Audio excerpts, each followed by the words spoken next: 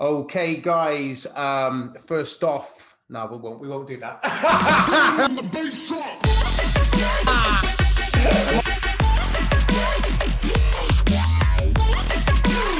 I'm Coach Tregs, and welcome to my podcast. Okay, guys. Thank you very much for picking up this podcast, and this is actually the first edition of the all-new Coach Tregs podcast. So if you follow me via my 30 Plus Men's Fitness channel, you will know that I've had a podcast probably for about 6 years, which has been on iTunes and Podomatic and things like that. I've probably got about 50 episodes. And, you know, on that podcast, I very much have discussed fitness, nutrition, training, mindset. I've had many great guests. However, I've been really wanting to diversify for a little while because I'm, as well as talking about fitness and nutrition, I've got many other interests. You know, I'm very interested in things like football. I'm interested in things like athletics, music, spirituality, self-development. And so I've been wanting to do something a little bit different for a while. And this is why we've created the Coach Tregs podcast, because basically it just gives me that license to go anywhere I want to go. Okay, so let's get started with my first guest, a very good friend of mine. In fact, somebody that I grew up with, former professional footballer who played for Torquay United, Stoke City, Burnley and Southampton, and is now retired and working as a coach in Hong Kong. My great friend, Mr. Wayne Thomas. How are you, Tommo? I'm very well, thank you, Mark. Thanks for inviting me to your podcast, and hopefully it goes smoothly with not too many bleeps or edits required. Excellent stuff. So, Tommo, we were meant to do this yesterday. I had a few internet issues, so I really appreciate your time, mate, because I know it's 11 o'clock there in Hong Kong. We'll talk about how you ended up in Hong Kong on this podcast. But first off, buddy, I almost went into a Brummie accent then. But first off, I want you to introduce yourself, tell the guys who you are, a little bit about your career, and then we'll get into how it all started. So obviously, as Mark said, my name's Wayne Thomas. I've just turned 42, literally a couple of days ago. So I'm definitely considered an old man now. I'm an OAP on the old v young squads in football terms. I sort of started my career at Torquay United. I played locally in Gloucester growing up. Started my career at Torquay United. Got sold to Stoke City. Spent 5 years at Stoke City. Got sold to Burnley. 3 years at Burnley. Sold to Southampton. Southampton for 3 years. Went to Doncaster Rovers from Southampton. Then I went across to Greece for another 3 years. Then came back. Started playing more lower level and going down into the non-league stuff and whatnot. And towards the end of that, I started with the football coaching and getting the badges and those sorts of things and whatnot. And sort of brings me to present day, as it were. Amazing, mate. Amazing. Now, what I want to do, buddy, is I want to go all the way back. I want to start at the beginning. All right. We grew up in Gloucester. Okay. And from my recollection, we first met each other playing under 11s football for Gloucester primary schools. And if I'm being honest, you were actually a sub quite a lot then, weren't you, for Gloucester primary schools? So, yeah. I was sub all of the time, the time. Looking back at it now, I can't believe that I was a sub all of the time. Yeah, I was scoring like 50, 60 goals a season in them days as I was a striker. You were a striker, yeah. Got converted to a centre-back in my Torquay days, but I'm sure we'll get into that. But I was literally super sub because every time I came on, I was scoring goals. So why I didn't start, I'm not too sure, but you'd have to go back to the GPSFA, Gloucester Primary Schools archives. That's Bob Owen, why I was sub all the time. We actually had one of the best seasons, one of the best times of my life, actually, because I remember when we played together for Gloucester Primary Schools under 11s, and we won so much. We ended up going to Jersey to play in a tournament, which we won. we played D side, which Michael Owen was playing for. We beat them. Yeah. But when in the return leg, I'll never forget this. Can't believe I'm admitting this, but we played them at home at Harwood School. And in the return leg, we were all confident. We just got back from Jersey. And I started at left back. And after about 8 minutes, we were 2 down. And their right wing had done me twice and set up 2 goals to Michael Owen. And I got dragged off after 10. I got dragged off after 10 for Daniel Boucher, I think it was, who was like the replacement left back. He'd come on. But I remember then when we went up to secondary school, because you went to Cripps School, which was an all-boys school. Yeah. I went to St. Bridge, which was an all-boys school, both very good schools. I remember having really bad food poisoning when the trials were on for, it was Gloucester and Forest then. So yeah. And I just presumed I was going to be like the left back and I was going to go through. And I remember did the trials, didn't get in. And that was one of the reasons I went to that school, because I thought it's going to be massive for football. They're going to push us.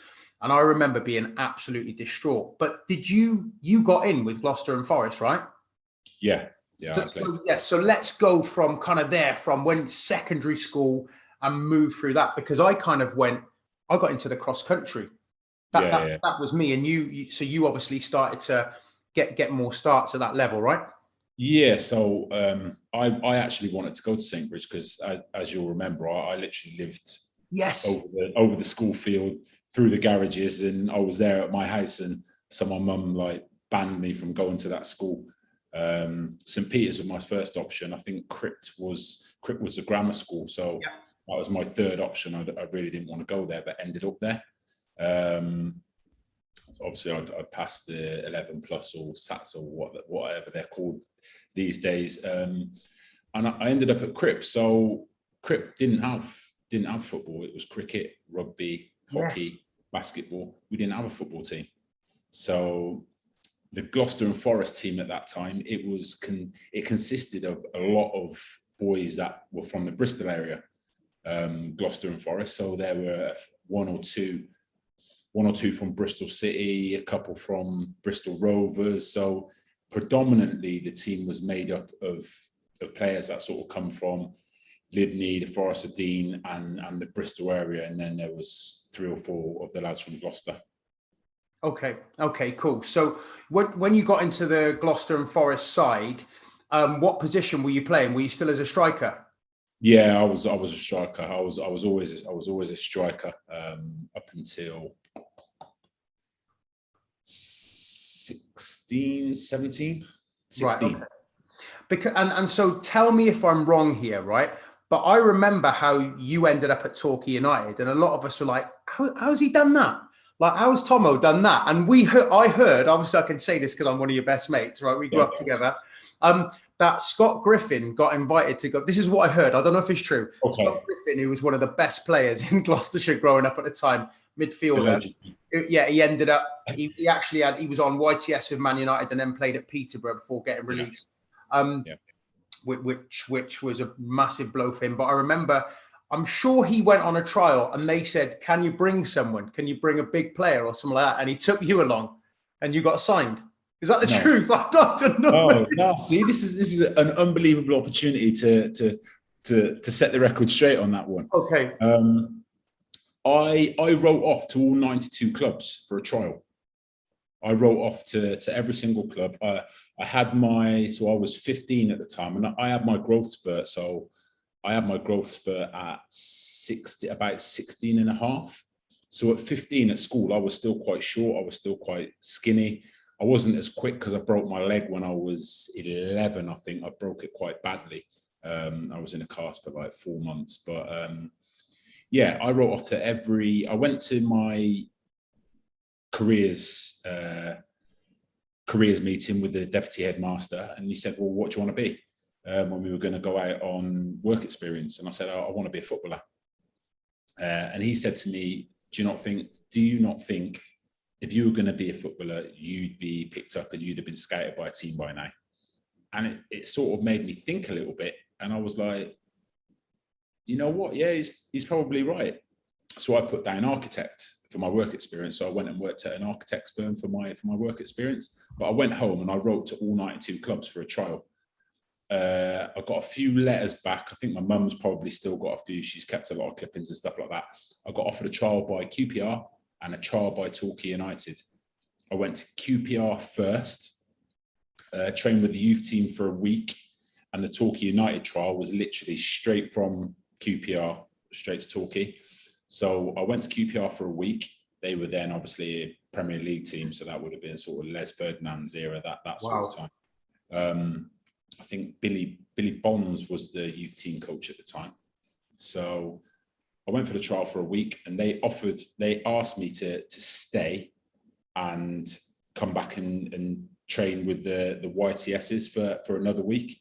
And I said, look, I need to go to another trial. I've got another trial with Torquay United. This is the first time I've gone out and been on trial and stuff like that. So I need to go for another trial with Torquay United. So I'll go down on trial, and then I'll come back if that's all right, and we'll sort something out. So they said, no problem. I went down to Torquay on trial, and I think it was the third day I was there. I played in the pre-season friendly with the first team. At 16. So amazing. Literally gone straight from school, and I played in the pre-season friendly, and they offered me a contract there and then. So at the end of the week, they said, look, we'll sign you 2 years, YTS. Job done. And I was like, oh, do I go back to QPR who were then in the Premier League, or do I sign for Torquay who were then in Division 3? I think it was Division 3 at the time. So in the end, I went for Torquay and I signed, and that's how that whole thing started. So amazing. I'd love to say Scott Griffin got invited down to Torquay and asked to bring a mate, but that's totally there you go. Totally correct. I remember when you signed for Torquay, because I remember I'm sure that you went out and you got this car. I don't remember what it was, but it had a soft top, and I know you were absolutely giving it massive at 17 in a soft top. What car was that you went out and got, mate? To start off with, I didn't have a car for a while. My mum gave me her old Rover 213. Might have been that. Torquay. That's the first car I had there. Yeah. She'd had it for about 10 years, and it was absolutely rock solid, no problems. First day I drove it to training with a couple of players in the car, went through a puddle, flooded the engine, wetted the whole engine, didn't start again. It had to be scrapped.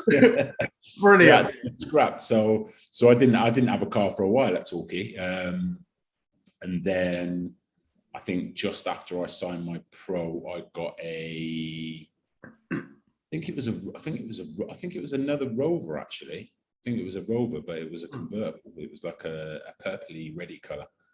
So I mean, what was that like, right? You leave Gloucester where you'd grown up, and you go down to Torquay, which is quite a long way away. It's still obviously, it's just sort of down a bit further south. What kind of money were you on as a YTS for those first 2 years? And where did you stay? Where did you live? Was it Diggs? So I lived in Diggs. Yep. I was in Diggs with all the other YTSs that come from sort of the Birmingham area and stuff like that.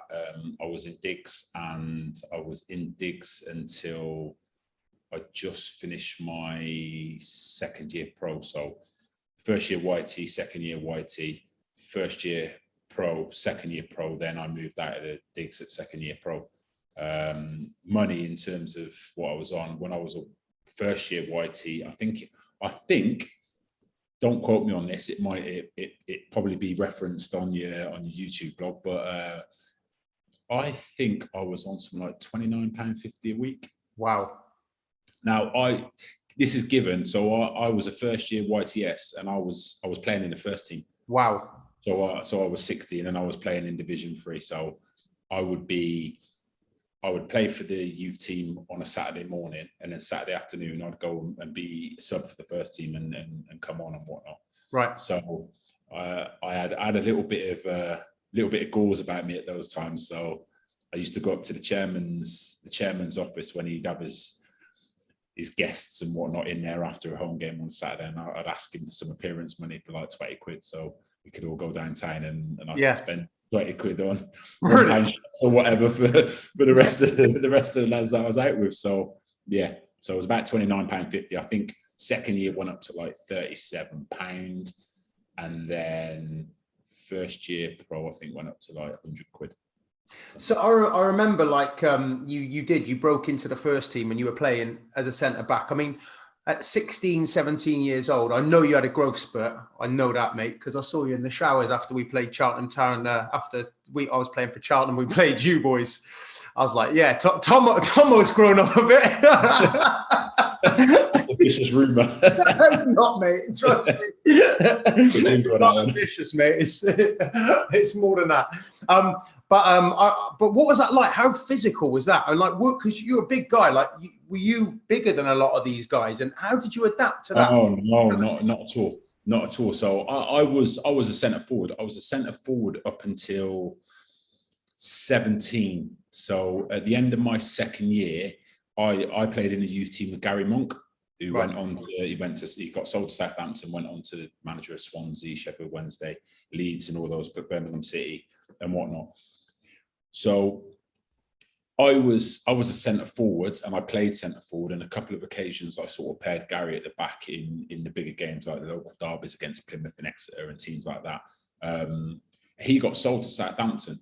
So I then ended up filling in as centre back, and I was playing centre back for the youth team on a Saturday morning and sub for the first team centre forward. So I was still coming on as centre forward at the time. So I remember Jason Roberts came on loan from Wolves at the time, and I was keeping him on the bench. So I was being started ahead of him on 13 games and that, and the career he's gone on to have and what he does now is absolutely unbelievable, you know. So I use that as a bit of a claim to fame that I was the reason he was sat on the bench a lot of the time at Torquay. But yeah, I think it like second year pro, they said, look, can you play centre back?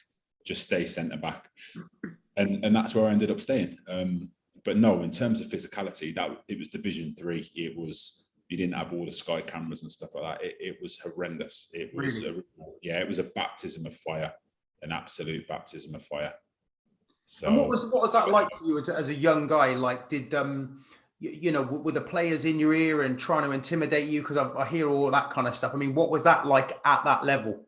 Oh, they weren't in your ear. They were physically, really. You look at it now, they were physically assaulting you on the pitch. You know what I mean? It's not just about it being in your ear. It was physical. You know, it was incredible when I think back to some of the stuff. I remember, I think there was a big striker called, was it John Gale? I think he was at Northampton, and he must have been what, 6'4", 6'4". Wow. Probably about 15, 16 stone at the time, and I'm like a 17-year-old. Yeah. So you can imagine I've not properly filled out or anything like that yet. He's like, oh, you're only young, aren't you? And you're quite a handsome young man. If you want to keep those looks, you better stay away from me.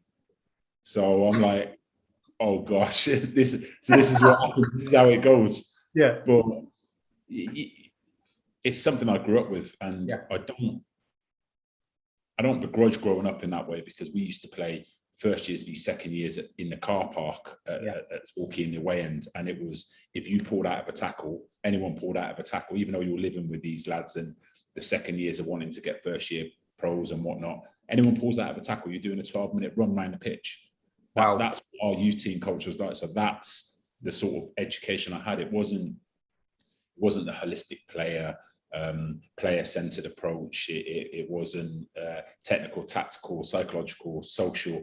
It wasn't any of that. It was, this is how you tackle. This is where you put the ball. This is what you do. And that was my education growing up. And I think probably anyone that saw me play up until I would say I went to maybe Burnley, I think at parts in Burnley. That's how I played. I was a no-nonsense centre half. I could head the ball as far as some people could kick the ball, you know. So and that was it. But that's what I knew. Defend, conceded goals mattered to me. That's all I wanted to do. Thou shalt not pass. That was my mantra, and I would do anything I could to stop the striker scoring and to keep a clean sheet. So you did your 2 years YT on like obviously you're 29 quid plus a bit of appearance money if you could tap up the chairman. So tell us about the moment when you signed pro. How long? Because I can't actually remember how long you were at Torquay for in the end. You tell us. But so you went professional, Torquay, 18 years old, first professional contract. Tell us more about it. What sort of money are we talking? How long? Was it my first year pro? I went up to 100 quid. I was on £100 a week first year pro. Wow. And it was great. Mate, I've gone up from 29 quid a week to £100 a week. still living in the same place, still living in the same town. Yeah. So it was great, you know. It wasn't football now is stratospheres away from what football used to be. You know what I mean, in terms of money and finances and stuff like that. But it was great. It was an unbelievable time in my life, and it was a strange place to be starting out a football career, because it was, at the time, it was a proper holiday. Yes. It was like a proper holiday town, Torquay. So we used to come home in the summer, go to Ibiza or places like that, or wherever you would go, and then you go back to Torquay to start pre-season, and it was like being on holiday again. I never knew. I didn't know the place like that existed until I turned into a pro there and came back and was able to then go out with the other pros and whatnot. What was that like? Because I know, and listen, you're a good-looking lad, tall, strapping lad. You know, I've been out with you. What was it like, mate, in Torquay? Just that fame. It was a fabulous place at the time. Everybody knew everybody at the time, and the vibes down there were brilliant. Yeah. It was probably not the greatest place to start off a football career, if I'm honest with you, looking back on it. But it was fabulous, and I still speak to some people now that I was with at Torquay, you know. So at 17, 18, you're in the first team. You're obviously in a great place. Like you said, it's like being on holiday. Was there a big drinking culture back then? Absolutely. Yeah, absolutely. That was part of the course with football in those days. Like after training most days, or just weekends? Yeah. Go on. Yeah, after training most days, you'd be in town having a few drinks, and you'd be out and whatnot. And it was incredible. It was an incredible experience. And looking back on it now, it was mad to think that that's the culture I grew up in, and how far apart that is from what football is like now. It really is. And looking at it from a coaching perspective. Yeah. So how long did you end up staying at Torquay? How many seasons? I was in Torquay for 5 years. 5 wow. years old. Okay. So I remember very young, you ended up playing at Wembley. Tell us, because you gave me a shout out afterwards in the interview, which was amazing. But tell us about that experience of playing at Wembley so young. That was in my first season, I think it was. We ended up playing Colchester in the playoff finals to go into Division 2, what would be League 1 now. And I came on as a sub. It was mad. That was the old Wembley. It was unbelievable to think that literally that same year I was at Crick Grammar School in Gloucester playing local football for Long Levens and whatnot, and now here I am playing at Wembley. So it was full house. Surreal. No, it wasn't a full house. It was Torquay against Colchester, so it wasn't a full house, but it was the old Wembley, and it was an amazing experience. Was it a cup final or a playoff? It was a playoff final to go into what would be League 1 now. Yeah, we went up. No, we lost. Gutted. Absolutely gutted. But what an experience at 16. Sure. Okay, so I want to talk about the kind of like that next move, which was obviously a big move for you. So you're at Torquay, you've been a pro for a few years. Tell us what happens next. What's that club that comes in for you? Let's talk about, you know how things changed again then, because you're still very young. So there were rumours of a couple of a couple of clubs being interested in me and a couple of the other youth players. I think the game you're referring to that I gave you a shout out, we played Crystal Palace live on Sky. So Sky had just started getting involved in football at that point. We played Crystal Palace live on Sky, and I think I got man of the match in that game.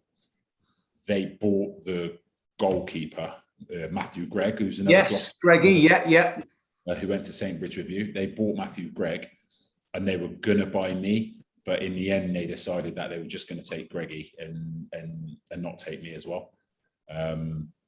So Stoke, there was a couple of others. Watford, I think, were interested at one point. I think the manager at one point had said that Man United were interested in me to. I don't know whether it was to give me a little motivational boost or whatnot, but Stoke came in. They put the money on the table and sold me, and the gaffer said, "Look, Stoke City want to buy you. You're gonna have to go up and do a medical and all that sort of stuff." And I'm like, "Well, how does that work?" So and that was that. I ended up signing for Stoke City. At what age? So Stoke, I would have been 21. Wow. And Stoke City were in the old first division. No, old. They would have been the old second division. Yeah. At that point. So yeah, that was the old second division, which now would be League One. Okay, so what were you sold for? I think it was £250,000 at the time, I think is what I got sold for. But we're absolutely not going to go into how much I signed a contract for, are we? Now at this point. Yes, we are. That's what I was going to ask you. We're absolutely not. We're not talking about that. No. It was more than I was on at Torquay, but not a great deal more. Sure. So we're not talking signing on fees. We're not going to talk about any of that. Signing on fees started then with Stoke when I was at Stoke, but honestly, it was the time of well, I can say I think it was about £900 a week, something like that. That's nice. Stoke. At 21. So for me, it was massive. It was unbelievable. It was like unheard of. It was won the absolute lottery and signed for a massive club, because they were a massive club at the time. Even though they were in the division, what would be League One, they were a massive club, and so it was my first move, as it were. And I went into the director of football, and he went, "You've been a big fish in a little pond. Now you're a little fish in a big pond." Wow. So that was the first time I think I felt a little bit mentally a little bit unsure of myself, a little bit. Really, that's interesting. Yeah, you've always been such a confident lad. Because I'd always been confident up until that point, on the pitch, off the pitch. I was never arrogant or anything like that. I was just like a happy, confident, cheeky chappy, always like that. That was the first time I had a little bit of a, shall we say, a little mental prod into the workings of professional football and whatnot. So you signed for Stoke, you all of a sudden you're on like 9 times the money you're on for Torquay. What's that first day like with your new teammates, going into training, going into that dressing room? You've gone up a league or two. What's that like? It was nerve-wracking. Absolutely nerve-wracking. I was sat down, like quite quiet. Fortunately, I'd gone up and I was staying in a hotel in Stoke just before pre-season started, and I sort of built up a friendship with Chris Wellamo, who they'd signed prior to signing me. So we sort of built up a bit of a friendship, and he's quite a big character himself. Yeah. And he was a big guy compared to me. I think he's like 6'4", 6'5", wow. and he's big as well. So he was quite a big, intimidating character, but we sort of struck up quite a good friendship. So when we went in, we sort of sat together and then bedded in. And it was difficult to start off with, because I think because I started to then come out of my shell a little bit in the changing rooms, I think people saw me as a little bit cocky, as it were. Really? And I think some of the more senior pros at Stoke, and even not senior, similar age to me, but had been at Stoke through YTS and stuff like that, took a little bit of offence to that, and like were wanting to put me in my place a little bit and stuff like that. So it was interesting to the point where I think the assistant manager, Nigel Pearson, it was actually at the time, he pulled me, and he'd heard some conversations that had gone on and how some of the other players were speaking to me, and said, look, I've heard that, and I've told the guys that if you turn around and you lay one on them,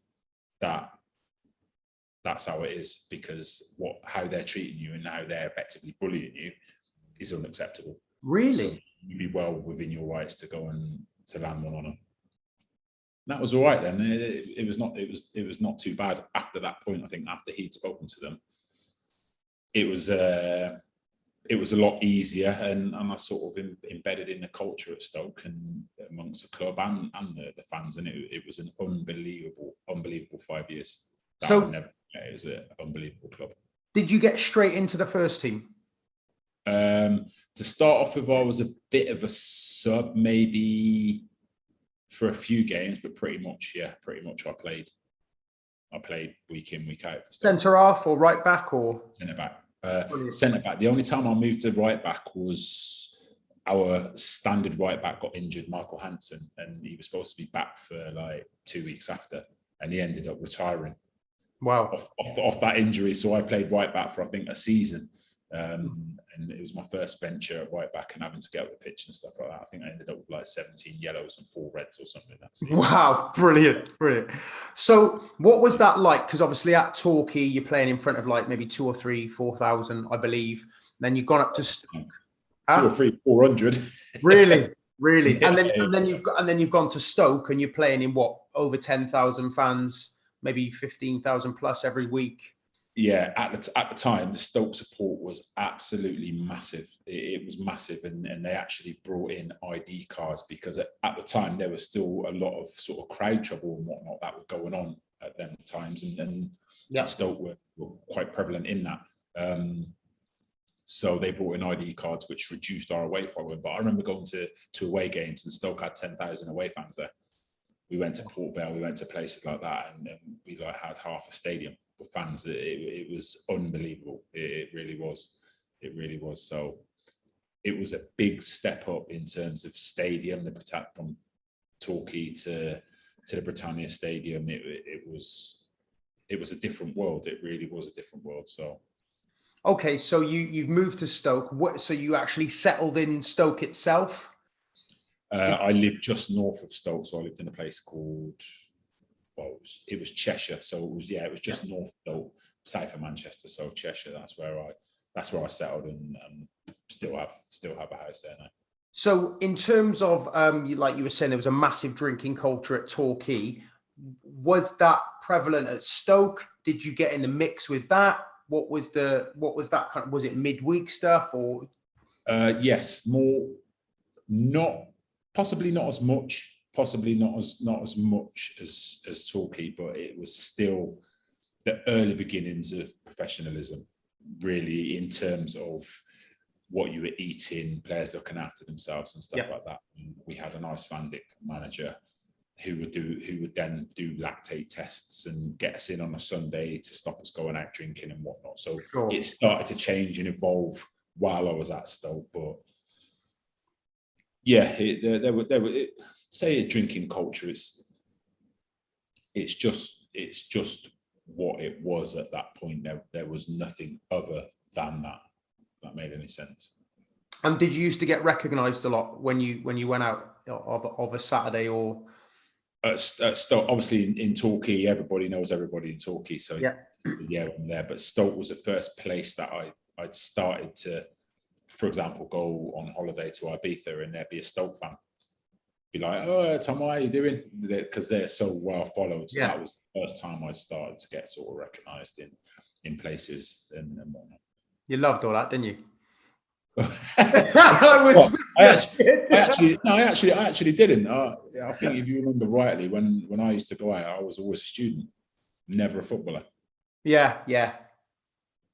So no, I didn't like all that. Actually, I was a bit more reserved, and even you talk about drinking and the players going out and socialising like we did at Torquay and to a certain extent at Stoke. But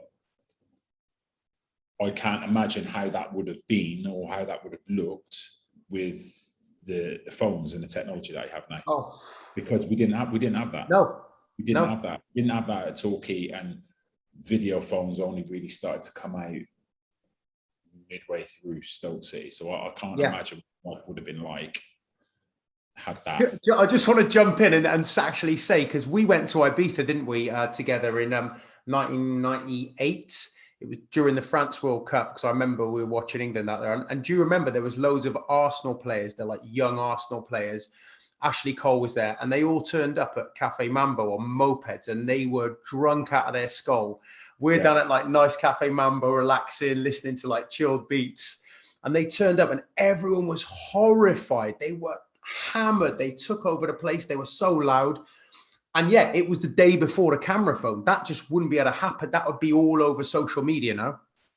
Yeah, it couldn't happen. There's no way it could happen. So that was probably one of the reasons why the open drinking within clubs probably started to die off a little bit. And obviously, I think Arsene Wenger was probably one of the main pioneers of professionalism and diets and that sort of stuff at Arsenal. And he'd come over at that point and started to get involved in football. So the game started to change, and it's gone from one end of the spectrum to the opposite end that you see now. You mentioned then when you were at Stoke and you had an Icelandic manager and he was starting to do lactate tests and they were looking at different things. Like what was the kind of like nutritional approach then? You know, even at Torquay, obviously they fed you, but but it was whatever. Yeah, it was whatever. I mean, it was a weird one because at Stoke, it wasn't until halfway through that we started to get like dinner and stuff like that at the club. So we'd have lunch before we left the club and stuff like that. So it was about being more professional and looking after ourselves. And I think again that was the influence and a positive influence from foreign players and foreign owners of a club and foreign managers and stuff like that. It was a lot more professional than obviously England was at that point. But in terms of strict diet, there wasn't. You had a body fat if you were over. I think if you were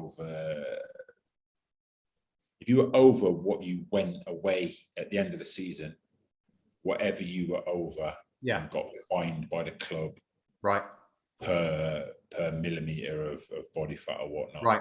The lactate test, there was no hiding. I think that was testing your lactic acid within your body for recovery and stuff like that. And that was quite tough.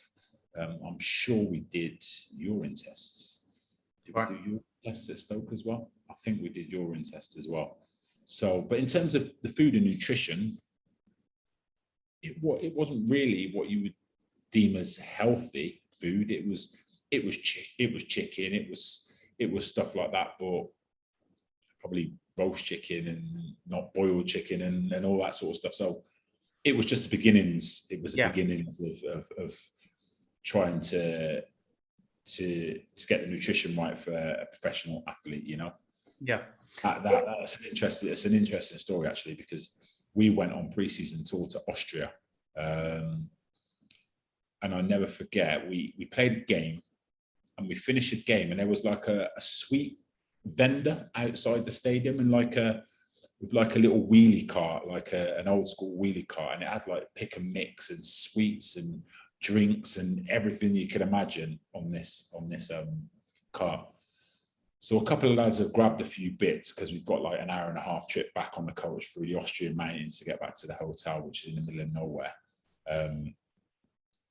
And me and Big Chris Owellamo, we're there, we're the last ones there, and the gaffer comes over, and we're like, oh no, we're in bother here.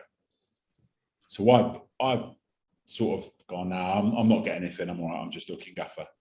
And the gaffer's like spoke Icelandic to the guy who was in Iceland actually, and no, it wasn't. It was in Austria. Sorry. And he's gone behind the sweet counter and started serving Big Chris. And he's gone, yeah, Chris, what do you want? What do you want to get? What do you want? And Chris is like, oh, I'll have one of them. I'll have two of them. 3 of them. I'll get all that. And he's loaded it up. And the gaffer's gone, yeah, brilliant. No problems. On the coach. On we go. So we've got on the coach. Gaffer's got on and gone, Chris, I will whip your ass. What is this? It's not a kid's party. You're eating sweets and you're supposed to be a professional athlete. And like the lads are just, I was at the back. The gaffers just happily served him and like threw his bag up and he ran him. He ran him for about 3 days after that. He like put him what we called the diet club. So he'd literally sold him the confectionery and then run him and then punished him for it. Put him in a diet club. Put him in the diet club. So brilliant. That was a story, but the other one from Austria, it was the same. I don't know if it was the same trip actually, because we went there a couple of times.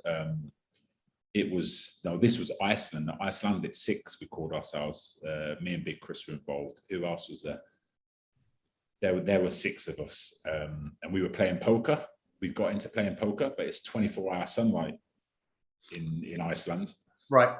So we've started playing in the evening as it's starting to like darken a little bit. Yeah. So we're playing and we're playing and we're playing and we're playing. And drinking. We're playing and we're playing. No, there was no drinking, but we were playing poker. All of a sudden, like we're like, what's the time?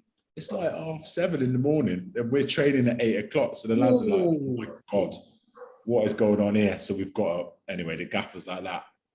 You over here, we were called the Icelandic Six, mate. We were running every morning, just doing laps. So we train, and then he'd go, right, off you go, laps. Yeah. And we'd have to be in specific times and stuff like that. It was interesting times. What was your fitness like, mate? Because I always remember you, obviously really like fit and fast as a kid as well, like powerful. How did you used to fare like in the fitness tests or like pre-season and things like that? Terribly, to be honest with you. Really? Yeah. I was always towards when I was younger. I was always up near the front.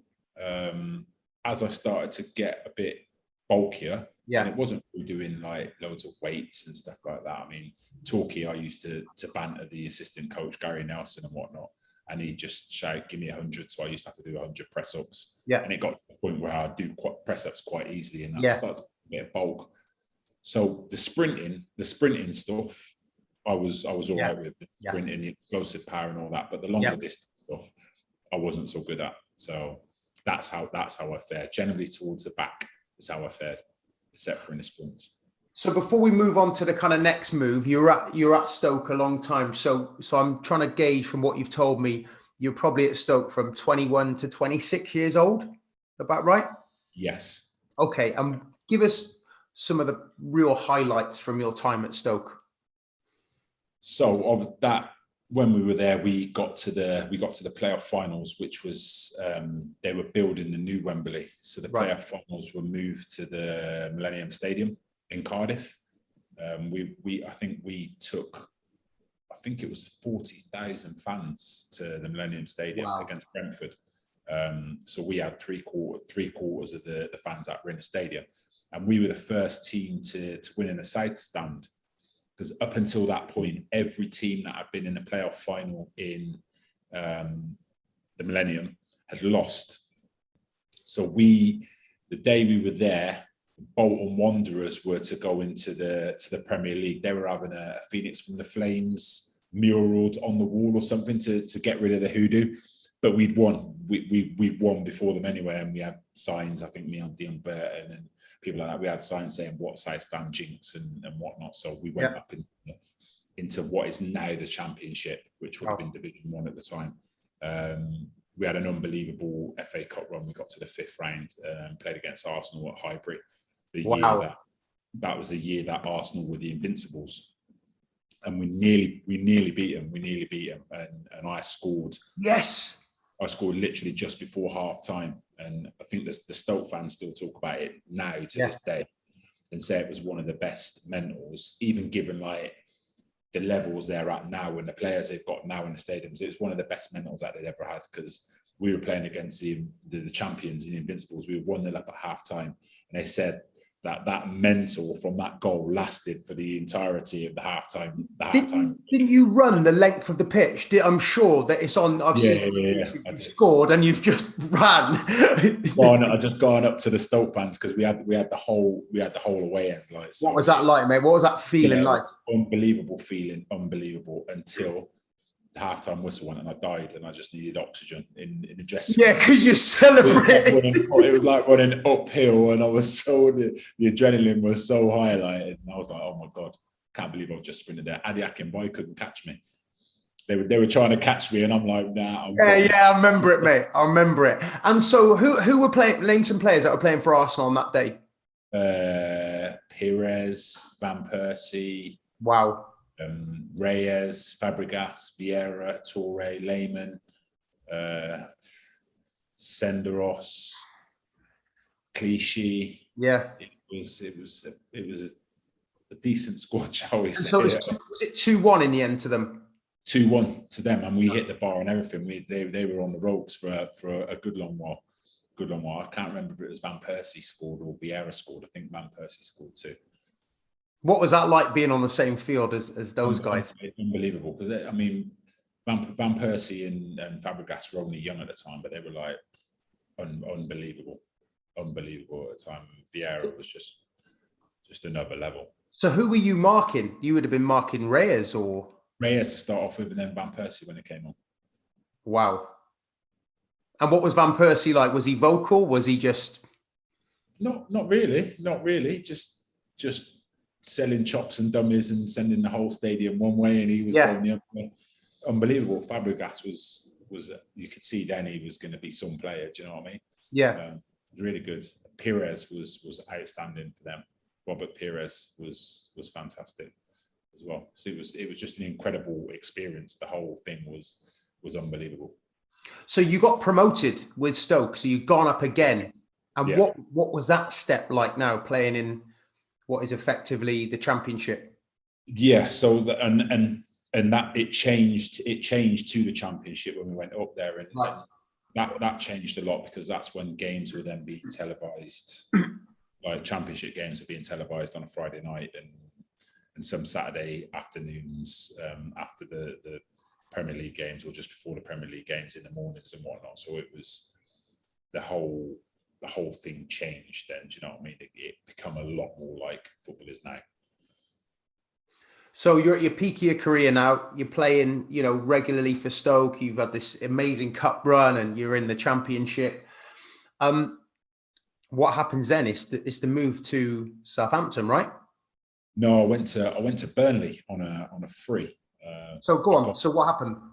So interestingly, at the Arsenal game, I got offered a contract extension at Stoke, which I was going to sign, and it was for an extra 120 quid a week. Right. With the contract extension. So I'd been there 5 years. I'd pretty much played every game under all the managers that were there. And I signed an extension for £120 a week. I didn't sign it. I agreed the contract and whatnot. Then when I went after the Arsenal game, that was literally the morning of the game. I got offered that. After the game, we went back to the stadium a couple of days later, and I went to sign the contract, and they changed it. And they'd taken £100 off it, so it was like a 20 quid a week extension. So I said, at that point, I said, look, I'm just going to wait till the end of my contract then, and I'll decide and see what happens, because I just turned 24. Right. Okay. So I'd gone to Stoke, just turned 21. I was there for 5 years. So 24, 25. Yeah, I just turned 25. So I was then a free agent. So that was just when after the Bosman had come in, like 2 years after the Bosman had come in, where people could leave at the end of their contract. Okay.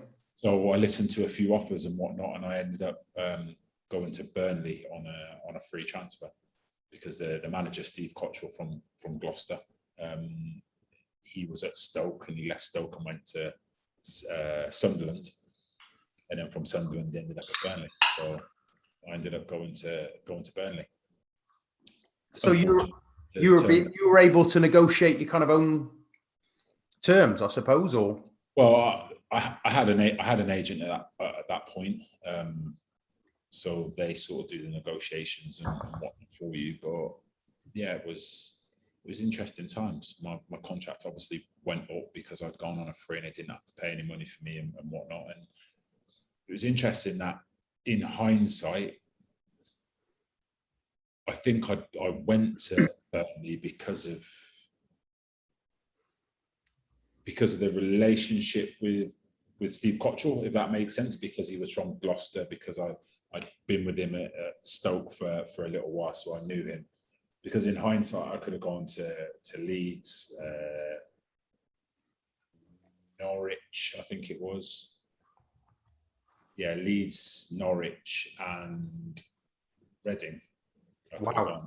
And ended up signing for Burnley. But that year,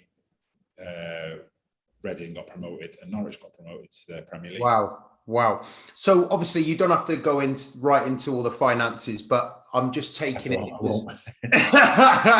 It was an improved terms from what you're on at Stoke by a fair bit. Yeah, brilliant.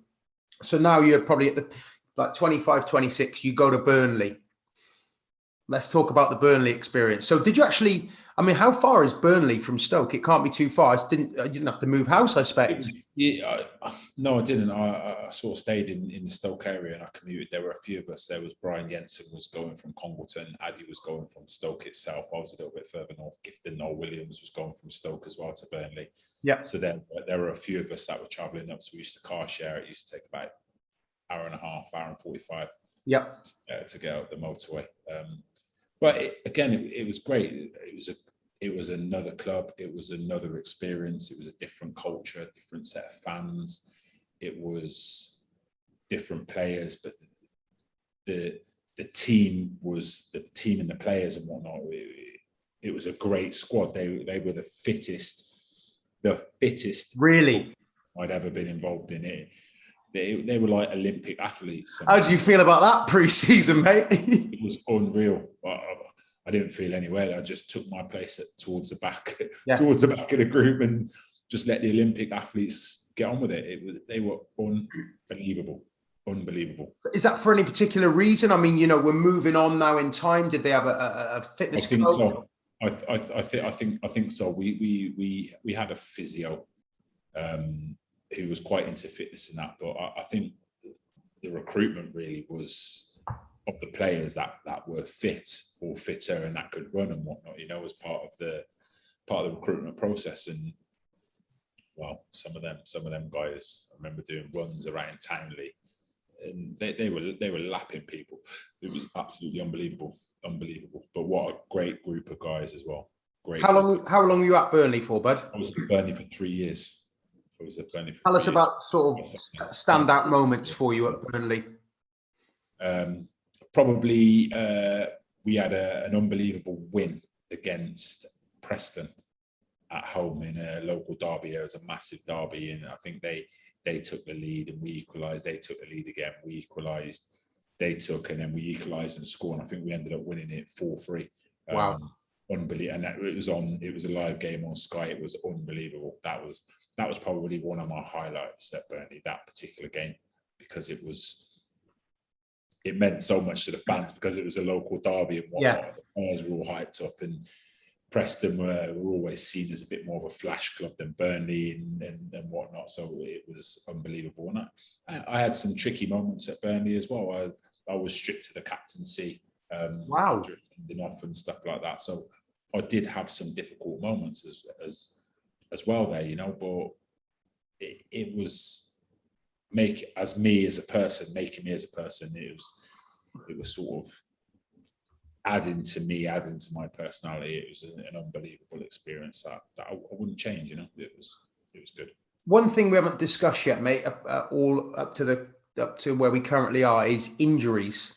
I know where we're going to get onto the Southampton story. A lot of my followers are Southampton fans. There's got some questions for you, etc. But tell us a little bit about that over the years. Any kind of injuries you picked up? What was the rehab process was like, and how you were looked after by the club during those times? So until I went to Burnley, I didn't really have any. I went to Burnley, and funnily enough, we went to Stoke. We played Stoke away, and I broke my foot in the 2nd minute. So I fractured my second metatarsal in the 2nd minute of the game, and the manager wouldn't bring me off. It was obviously Steve Cottrell had gone back to Stoke that he was at previously, and there was a bit of animosity there, and he wouldn't bring me off. So I'm chasing after Ricardo Fuller and players like that with a broken foot. I'm kicking balls. It was my right foot, so I'm playing passes and kicking balls and sprinting. And as the game's going on, so we'll get to half time, physio's like, do not take your boot off. I'm like, okay, I think it's broken. He's like, all right, we'll check it afterwards. Gave me some painkillers. Don't take your boot off. So I played the game. As the second half started, I can now feel my foot clicking as I'm still sprinting and running. So the game finishes afterwards anyway, and it turns out I've broken my second metatarsal, and it's a displaced fracture now.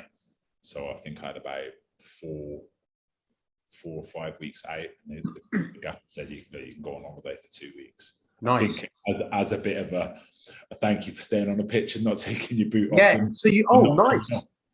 Yeah. So for like 85 minutes, I was playing with a broken foot. What did you get a good reception at Stoke that day? I got booed a little bit, but not as much. Not too much. Not too much. I got booed a bit, but there were a lot of things when you start to get into the politics of football and stuff like that. That wasn't common knowledge about what had happened with my contract, and that I'd agreed to sign, if that makes sense. So I'd agreed to sign the contract, and they changed the term agreed on when I came to actually physically sign it. So it was how should we put it? It was pushed by the club at the time, in the local media, in the press, that I left because I didn't want to sign the contract and I wanted more money, if that made sense. So that I was being greedy and I wanted to go to another club because I wanted more money, which wasn't actually true. So the fans read that and they don't actually see the story behind what they're saying. So it was difficult. So I did get a little bit of booing there, but not too bad, because I think the fans sort of recognised me for how I played for them and how I was 100% heart on sleeve all of the time. You know? And your goal against Arsenal, mate, they can't forget that, right? Yeah. So, where did you bugger off on holiday when the gaffer let you go? Did you go anywhere nice or? Egypt, I think. The first time I went to Egypt. Nice. Which was all right. Not too bad at all. Brilliant, mate. A little relaxing one. But that Burnley was I'd done my cruciate, my anterior cruciate ligament in a game against Reading away. That was a severe. That was my first proper injury. I'd headbutted my centre half partner and gone off and had it like sort of just Vaselined up at the time. Yeah. And then I remember Glenn Little, who was a big centre winger, and he was big for a winger, tried to do a trick on the ball, fell, landed on the outside of my knee. Knee went, and I knew it was done. And I sat there at the end, knowing I'd done my knee, getting my head stitched up, and I'm like, oh my God, what's going to happen here? In the end, I rehabbed it, and it turned out that the functional strength of my hamstrings and quads was so good, even though I've got if you know me, I've got quite skinny legs. The functional strength though within that is when I'm conscious, it was stable. Yeah. No surgeons wanted to operate on me. They wouldn't operate on me because, as far as they were concerned, I had a stable knee, so I didn't need an ACL reconstruction.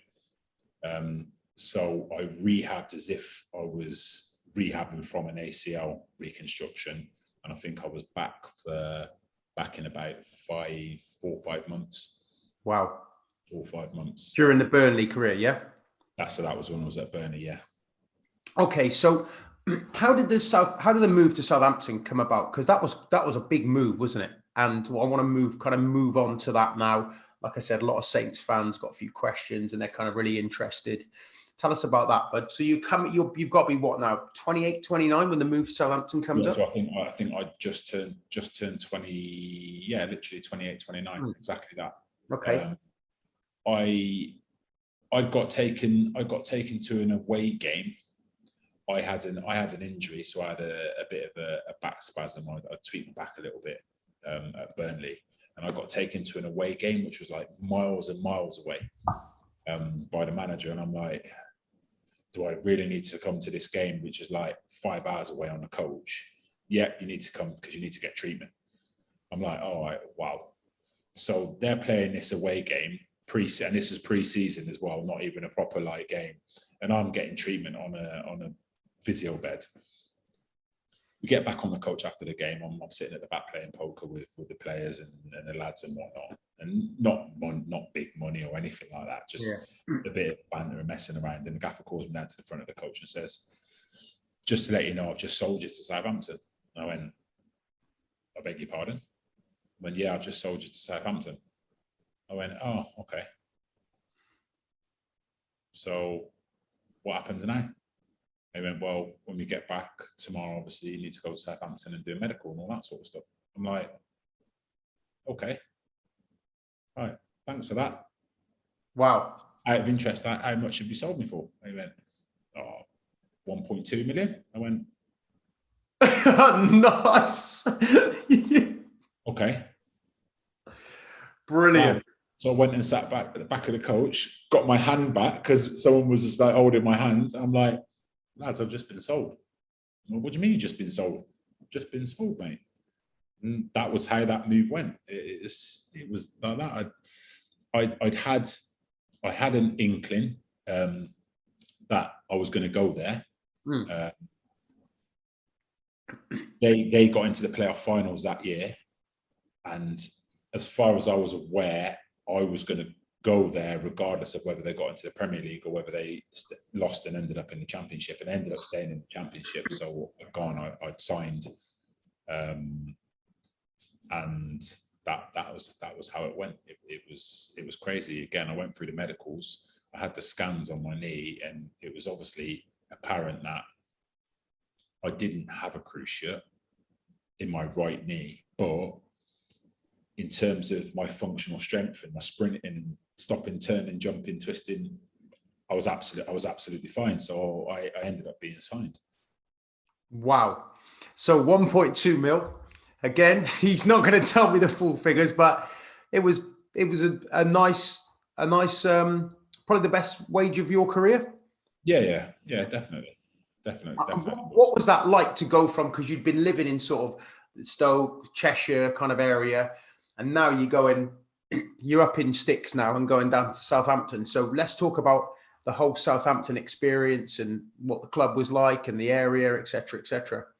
Oh, the club was amazing. The area is amazing, and that was probably the first time I went, wow, like this is another level again. It was St Mary's Stadium. It was absolutely fantastic. I loved the people down there. I loved the place itself. I loved the club, the players there, everything about it. It was like a completely different level to anything that I'd experienced up until that point. You know, it was absolutely fabulous. So what year are we talking now? This is when you signed 2000 That would have been about 2000 and I want to say 8. I want to say about 2008, something like that. Yeah. 2008, 2009. Who was the gaffer? Who signed you? The gaffer at the time was George Burley. Okay. And who were some of the players, sort of standout players in that team that you played with? So during my time, I was at Southampton for 3 years. So the players that I played with at the time were people like Youssef Safri, Calvin Davis. I met back up with Paul Watton, who I had lots of encounters with because he was a Plymouth boy and he'd grown up as playing in youth teams against him, Torquay versus Plymouth. Adam Lallana, Nathan Dyer, wow. Simon Gillett, Jose Font, Ricky Lambert, Bradley Wright Phillips. There were some unbelievable Inio, Idiakis, Rudy Scatchell, some unbelievable players that were at Southampton. I think Mikel Antonio come and joined us as well. Dan Harding, who's a Gloucester boy. Dean Hammond, some absolutely incredible players. It's a privilege to play with. Before I get to the questions I'm just digging them out now from some of our friends. What was that 3 years? What was that 3 years like there? Tell us sort of about the highs and the lows. It was very, very, very high, and then there were a couple of quite lows at the time, with the whole club going through administration. And the chairman coming in, and they started releasing press about players were greedy for this and wanted for that, and they should leave the club and all that sort of stuff. And that's when I started to see more politics. I'd already become a little bit aware of politics that went on behind the scenes with my time at Stoke and Burnley and stuff like that. But this was like on a much bigger scale, to be honest with you. So there were some unbelievable highs. We got to the Johnson's Paint. We won the Johnson's Paint final trophy. I scored the penalty that took us through against Norwich that year, and then tore my calf 3 days before the final. No one around me, just walking backwards on the training pitch. Calf just went. Oh, God! So didn't get to play in the final. And where was the final at? The final was at Wembley, New Wembley. Wow! Yeah. That was 2010. So that would have been, I think, Alan Pardew was the manager then. So you played under Pardew? Yeah. What's he like as a manager? Alan Pardew was there. Nigel Pearson, I'd met up with Nigel Pearson. He came in again and gone to Leicester and West Brom and whatnot. Jan Portfleet from Mark Watter from Holland, they came over. It was an incredible time, and they were all quite rightly elite coaches. You know, Alan Pardew was an elite coach, Nigel Pearson an elite coach, but all very different in their methodologies and their game plans and their preparations and stuff like that. But unbelievable experience.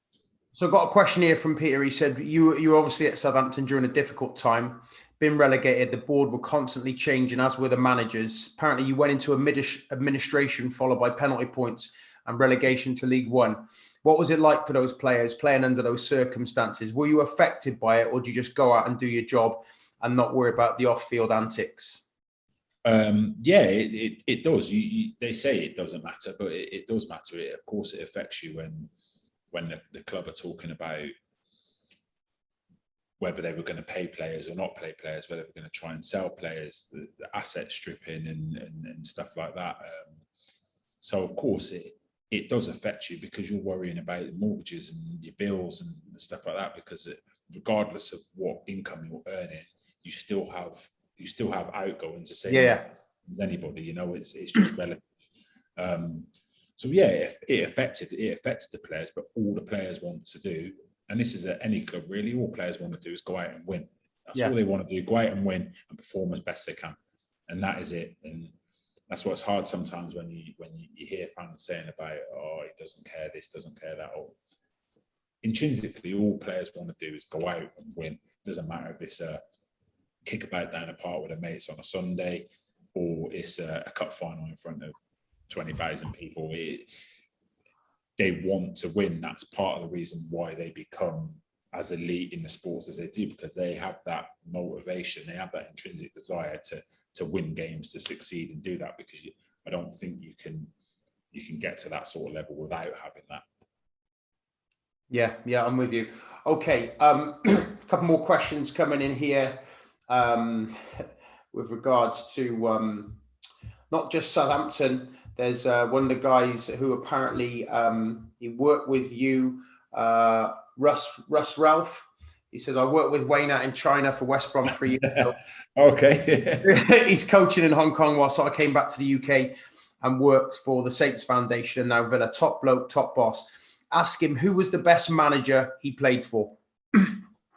Best manager I played for.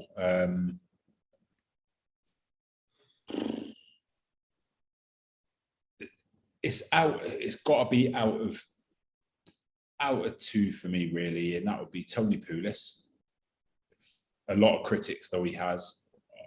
I loved working under Tony, and Nigel Pearson. I think that for me, those two were standout in very different ways, very different man management styles, very different philosophies and whatnot. But for me, those two were brilliant. Brilliant. Ralph is a great character. He's I know we're sort of fast forwarding to go back or yeah, whatnot. well, When I left Southampton, I ended up going to Donny, and then I went and played in Greece, which was an unbelievable experience. But when I came back and got into coach, and I ended up coming out here, I was going through a divorce and lots of difficulties that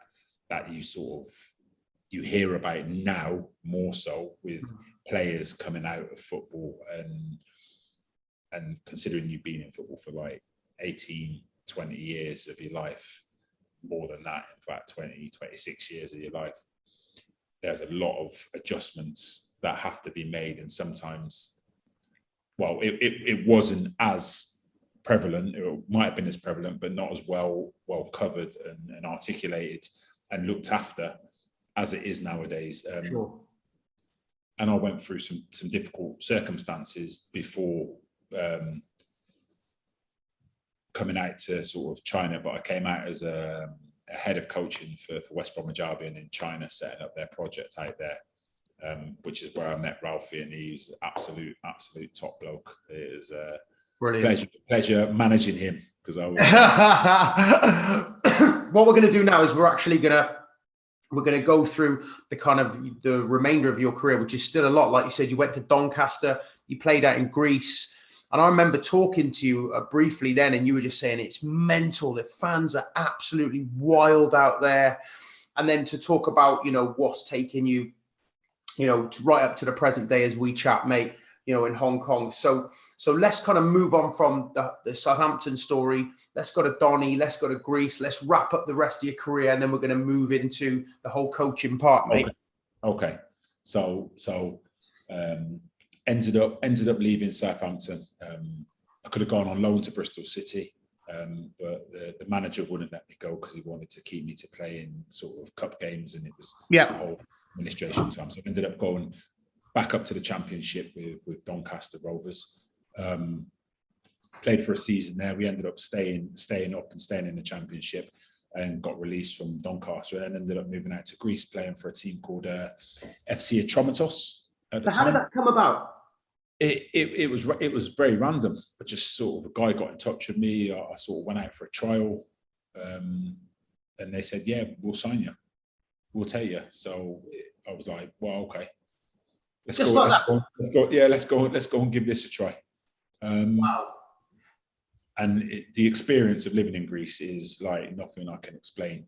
Not getting paid for 3-4 months at a time. Chairman coming into dressing rooms, telling managers to get out, telling the players that you're not going to get paid, you can leave the club, you're all right. Other end of the scale, managers coming in with money, saying that this will be split between the team if you win this specific game. And it was an unbelievable, life-changing experience. What league were these guys in, this team? What league? The Greek Super League.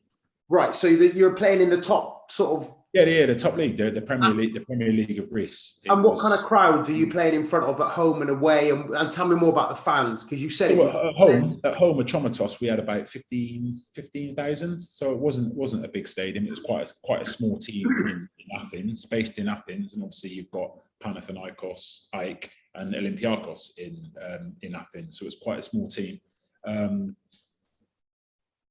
But when you go away, when you go to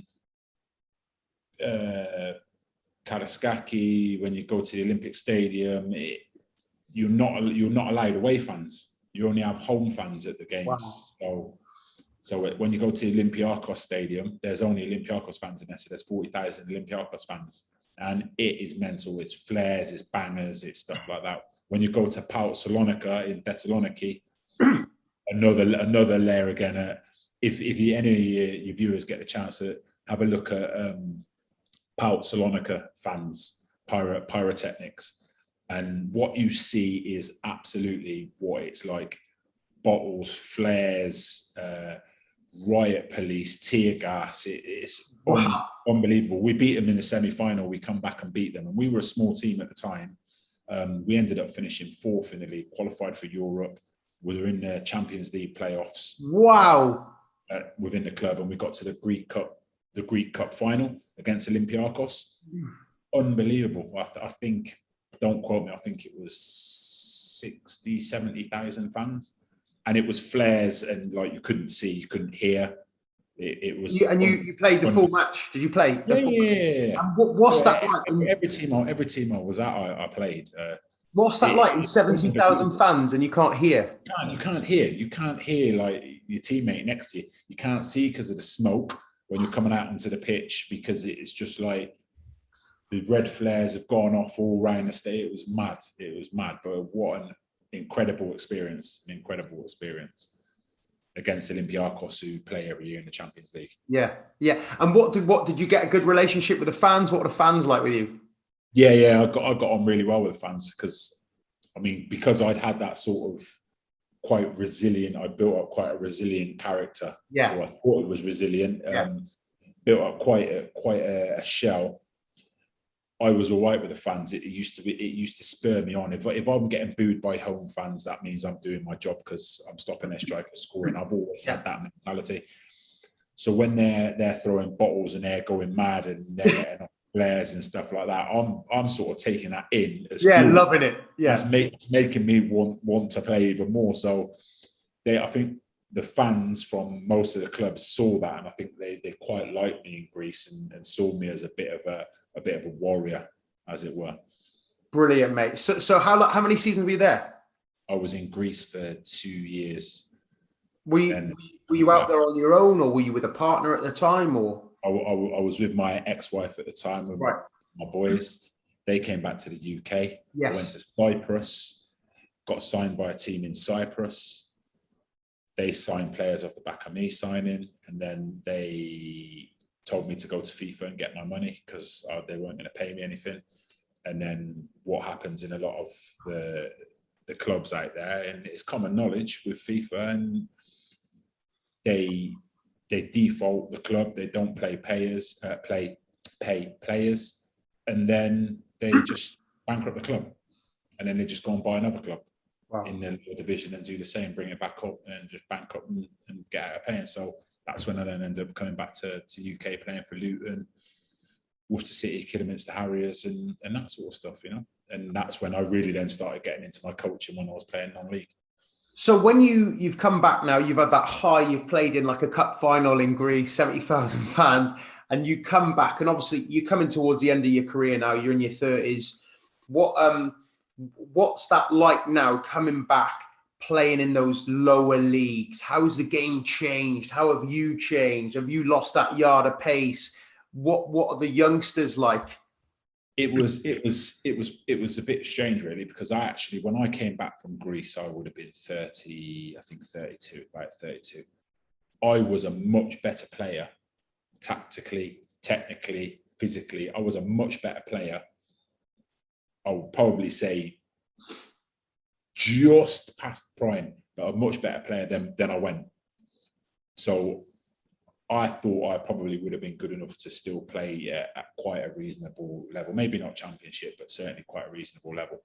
And just couldn't get a club. Could not get a club. No one wanted to sign me. I was 32, over the hill, been off the radar for 2-3 years. No one was interested. So I ended up signing for Luton Town, I think it was. I signed for Luton, which were in the conference. Was it the National Premier League? They just won below League 2 at the time. I was there, ended up going on loan to Rochdale in League 2, and then from Rochdale ended up signing for Worcester City, I was Worcester City I signed for, and that's when my football coaching actually started. So I was playing part time. So it was quite a drop from one extreme to the other. But I was a better player, and I was starting to get into my coaching, and I was enjoying the coaching aspect of non-league and actually speaking to like the manager of the teams at like Worcester City and Kidderminster and stuff like that. And they were asking my opinion, and I almost became like a bit of a player coach, to be honest with you, while I was playing. So it was good fun. I enjoyed it. I enjoyed my time playing in so you literally, you knew kind of like the career's coming to an end, and let's get on it. You knew straight away, I'm going to do all my coaching badges. Yeah, I sort of fell into it, to be honest with you. It wasn't. I wanted to be a physiotherapist, and actually, while I was at Burnley and Southampton, I did 3 years of a 4-year BSc in physiotherapy. But with all the politics and whatnot at Southampton, I was told that I wasn't allowed to finish my course there. So coaching wasn't really something I was ever going to get involved in. I was going to go down the paediatric physiotherapy route. So I just sort of fell into coaching and started to enjoy it and done okay with it. And obviously I'm now UEFA A license qualified, and I've been coaching for a number of years and whatnot now. But yeah, it was something that I just did because, like you say, because I'm sort of coming to the end of my career and to maybe earn some more money on top of the money that I was earning non-league. So here's a question I just kind of come into my head while you're talking. Do football players, former professional football players, do they get well looked after when they retire? But is it the PFA or what's it? It's a difficult one because publicly the answer would be yes. In my opinion, it would be yes.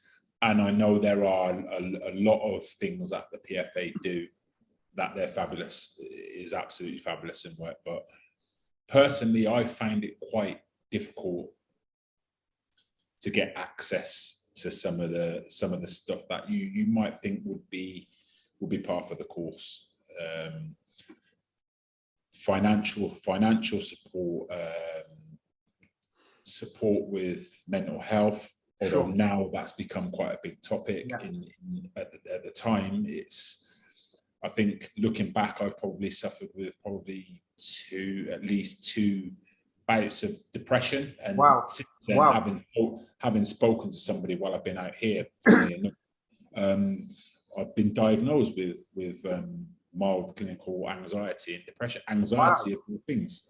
Anxiety is a crazy thing, but yeah, it's quite difficult, and so it's taken now a lot of soul searching and going to a lot of dark places and realizing that actually the education and the upbringing that I had in football and a lot of the negativity and the sort of physical stuff and whatnot and the resilience that I built up and the armor that I thought I built up, actually you find is still there, but waiting to come out and manifest itself in different ways. This really interesting. I don't mean bad ways or anything like that, but just in terms of your taking care of your mind and taking care of your thoughts and how you view the world and how you perceive people and people's opinions of you, and because you're constantly being scrutinized when you're playing by the media, by the press, by the fans, by your teammates, by your friends, you then come out of that and you sort of have that in a normal life when you're working. You're thinking, I wonder what that person thinks of me. I wonder how I'm coming across. Am I coming across arrogant? Because I don't want to be arrogant. Am I coming across funny? Am I coming across quiet? Because if I'm quiet, they're going to think I'm being arrogant. But if I'm loud, they're going to think I'm being arrogant. So honestly, it's taken a lot of soul searching and a few sessions and an unbelievable partner that I have now, fiance now, to sort of really start understanding myself. I think this is so interesting, mate. And obviously we've been friends like since kids, since we grew up, and I've always seen you as like Mr. Confident. You know, we were all very proud of you in your career, and you know, probably at times I'd see and I'd be a little bit jealous, like, you know, because we all wanted to be professional footballers growing up. We all wanted to do it, and you made it. And as much as I was proud of you, I was just like, oh, that could have been me. And you know, I remember a number of times like watching you at Wembley, and it was just amazing. But I've always perceived you as obviously a good-looking boy, tall, strong, always been confident, always been bubbly. That was the guy I knew when we were growing up. You know, we always got into mischief as kids. We were always having fun, always smiling. And it's really interesting to hear you admit that, that you struggle with your mental health, because I've always been very honest. When I set up 30 Plus Men's Fitness, I told my story. I suffered badly with anxiety and depression in my late 20s. It was probably what drove me into the fitness industry, because I wanted to fix myself. And, you know, I've been quite open and honest. I had counseling. I had counseling when my kids were very young, because I was just overwhelmed. I'd got let down with some stuff in business. The kids were in that hospital for years. I wasn't sleeping. You know, me and my missus were struggling with it all. And actually going to see a counsellor for a few other issues that just raised its ugly head when I was struggling, you know, with a young family. And what a brilliant thing. I think everyone should have therapy, right? What a brilliant thing. And I remember building myself up for months to go. I was like, I can't go, you know, I'm Tregs, I'm 30 Plus Men's Fitness, I don't need this. And then when I actually just swallowed my pride and went, it was one of the best things. It was one of the best things. And we, over a period of 8 months, you know, I actually, you know, when the best session, he said, look, we're going to track back through your whole life. I was like, why? And he goes, we're going to track back because there's things that happen that just set you off, and little bad habits creep in. And I was going all the way back to like when I was a kid. Yeah. And when me and my mum moved from like Tuffley to Robbinswood, and how, you know, it didn't seem, it was far from traumatic, but it was just such a big change in my life going away from my mate. I only realized that, and I developed some bad eating habits, and that's where my weight would always go up and down. But the point is this, I actually got so much out of it. And I remember the counsellor saying, Tregs, you don't need to come anymore. And I was like, no, you don't understand what I'm passing this on to my clients, because it's given me, I am so fascinated by human psychology. And I think it's so interesting what you say, Tommo, because, you know, you've got to carry yourself like this person that the fans perceive you to be. And then all of a sudden you're retired and you're trying to go into another area of your life. And it's like, I'm not technically retired yet. There's been no strap lines on Stoke. Yeah.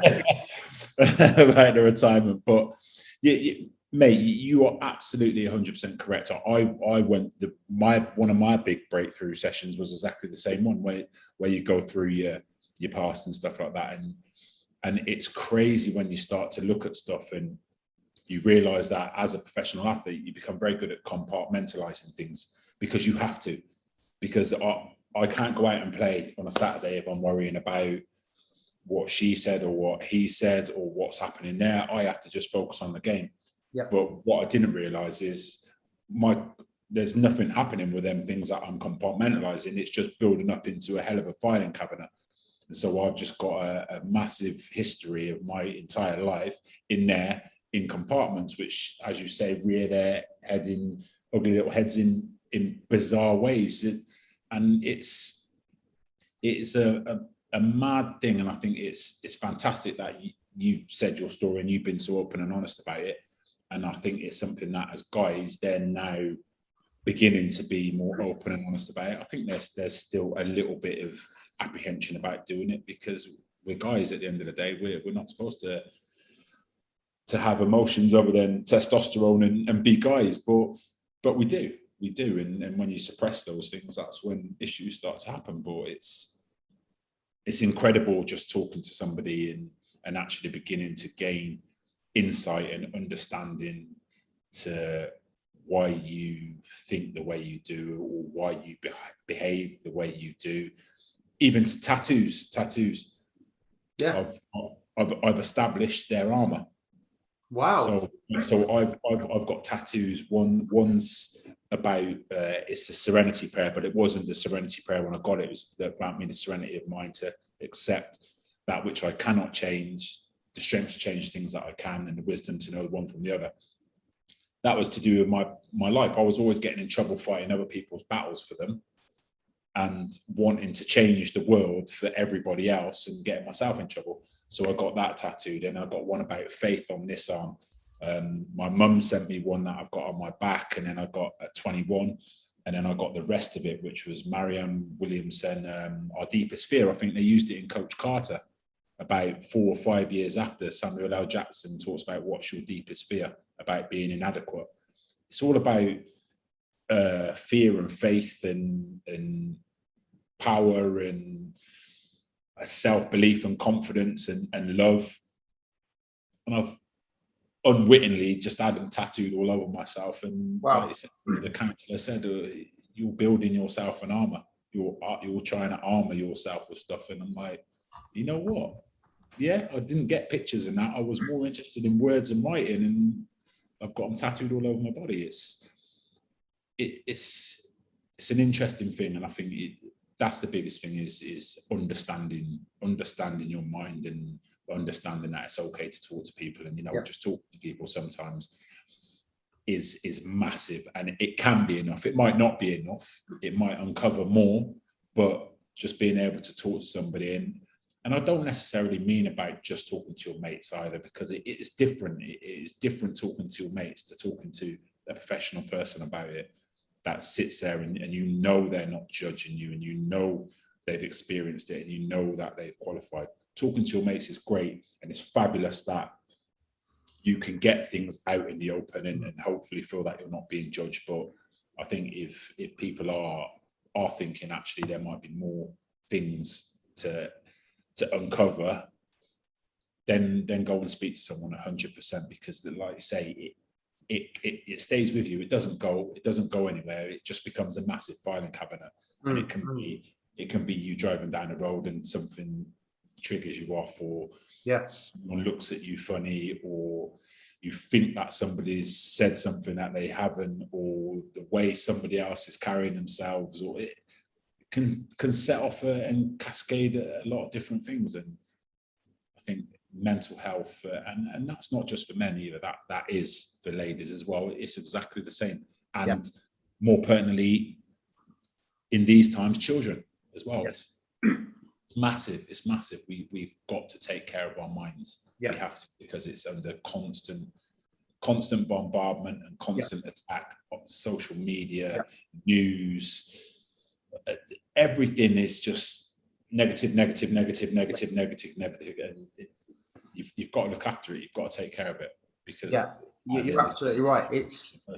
I mean, we're going off on a little bit of a tangent, but I'm enjoying Apologies. I'm enjoying this conversation, mate. I mean, I think you're right. I mean, you can talk to your friends, and I would really recommend that. But actually, when you go and talk to a professional and you actually learn about the mind, and somebody that's trained to actually just to get you to see things from a slightly different way of seeing things is huge, and it just unlocks so many doors for me. It allowed me to be able to fix myself and help others, etc. And we talk about the mind, and for me, one of the things that's helped me massively over the years is probably getting a little bit more into spirituality. I'm very much believe in the law of attraction. I very much believe in giving to receive, and appreciation and gratitude. And that actually happened when my mum handed me a book back in probably 2009, just as I was setting out as a personal trainer, called The Secret. And I initially listened to it, I had the CDs, and I was like, what's this tripe? And then I actually realized I didn't have anything to lose. And no, actually, it was actually just before I decided to become a personal trainer. And at the time, I had been out of the nightclub promoting game for a few years, and I was just driving a van for a living. And there's nothing wrong with that at all. It just wasn't for me. And I was just like, what am I going to do? What am I going to do in my life? And everything was going wrong. And I had this whole kind of attitude that life owed me a favor. Like, why is everything going wrong for me? Yeah. And the first thing that The Secret taught me was to actually just start with being grateful, because we've all got something to be grateful for every day. Absolutely. And I thought, well, I mean, that's kind of, that's a good place to start. And then it was very much about positive self-talk. And that's a harder thing to do. But I always say this to clients, we're always thinking, and quite often we're going, we've told ourselves, I'm not enough, I feel fat, I don't like the way I look, this person's thinking that, da, da, da. And it's about just learning to have a different language, how you talk to yourself, and then actually start to focus on actually what you'd like to happen. And it's extremely difficult for a lot of people initially to kind of just even embrace that kind of new way of thinking. But it takes time. And I always say to clients, just have fun with it, because nobody needs to know. You don't have to run around beating your chest, doing like these affirmations. I am great. I attract great things. You can just do it in your head. Absolutely. And I remember starting to do it just as I was setting up my business and just writing down little goals and having little reminders on Post-it notes in my house. And things started to change a lot for me. And, going into like where we're at in the world now with the news and the fear and the constant, like you said, this bombardment is to actually just understand that if you can master this, because for everything we're told what is bad about the world and how terrible and how scared we should be, there's so much fucking good in this world. There's 100%. So many people doing great things, giving to charity. People are living in harmony. We just don't hear about it. And I think it's important to understand that we turn on the television and we get one thing, and it's just like, wow, just fucking turn it off, man. And for as much shit there is out there, go on to YouTube. There is so many inspirational things you can watch and listen to, and meditation and interviews and self-development. And like, I'm an Audible whore. I listen to so much self-development on Audible, and it's a choice what you want to absorb. And it's just understanding that if you just use this, that there's so much more going on in this world, good and bad, but let's focus on the good than what we actually are told through the daily kind of news and television channels. What do you think to that, mate? 100%, mate. You are a product of your environment. Everybody knows that. You are what you absorb. You are what you surround yourself with. If you surround yourself with people that are negative, that gossip, that bitch, that stuff, you become that. You can't help becoming that. You surround yourself with people that are more upbeat, that are more lively, they're happy, they're grateful, they're caring. You become that. It's true from children right the way up to adults, that children are products of the environment that they're in. 100%. That's why schools are important. That's why homes are important. That's why that whole environment that children are in is so important. But adults are exactly the same. You become a product of your environment. It is a choice. And I don't think people realize the extent to which their choice isn't theirs, if that makes any sense. Yep. So it'd be interesting to turn your notifications off on your phone. Turn your phone on silent for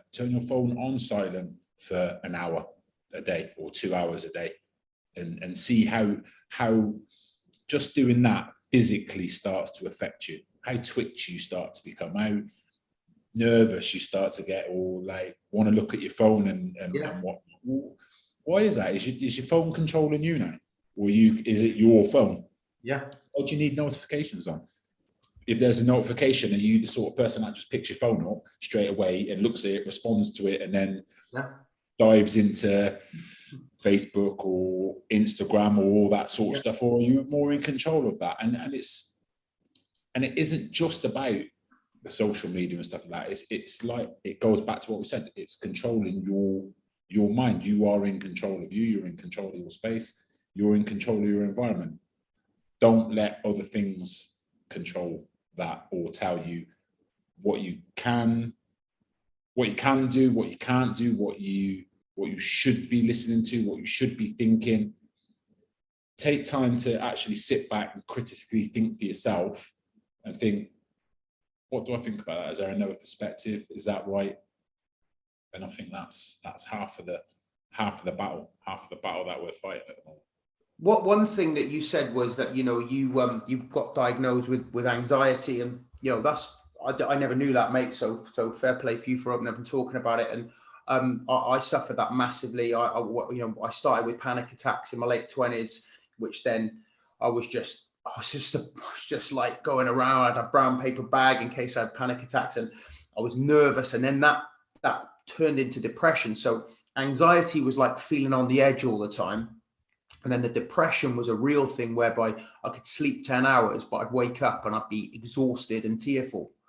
So, when people say they're depressed, and I actually say, are you just feeling a bit down? Or, because depression is a physical thing. You don't want to get out of bed. You feel like you just got, you're carrying like a 30 kilogram like rucksack, and it's just weighing you down.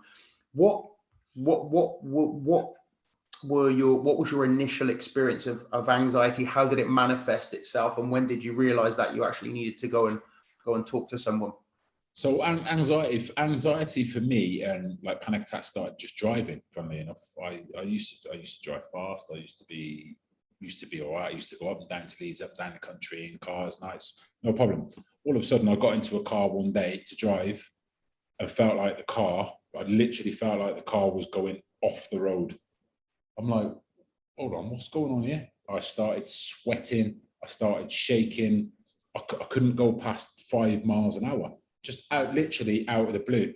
Day before, fine. That one time, spoke to the doctor.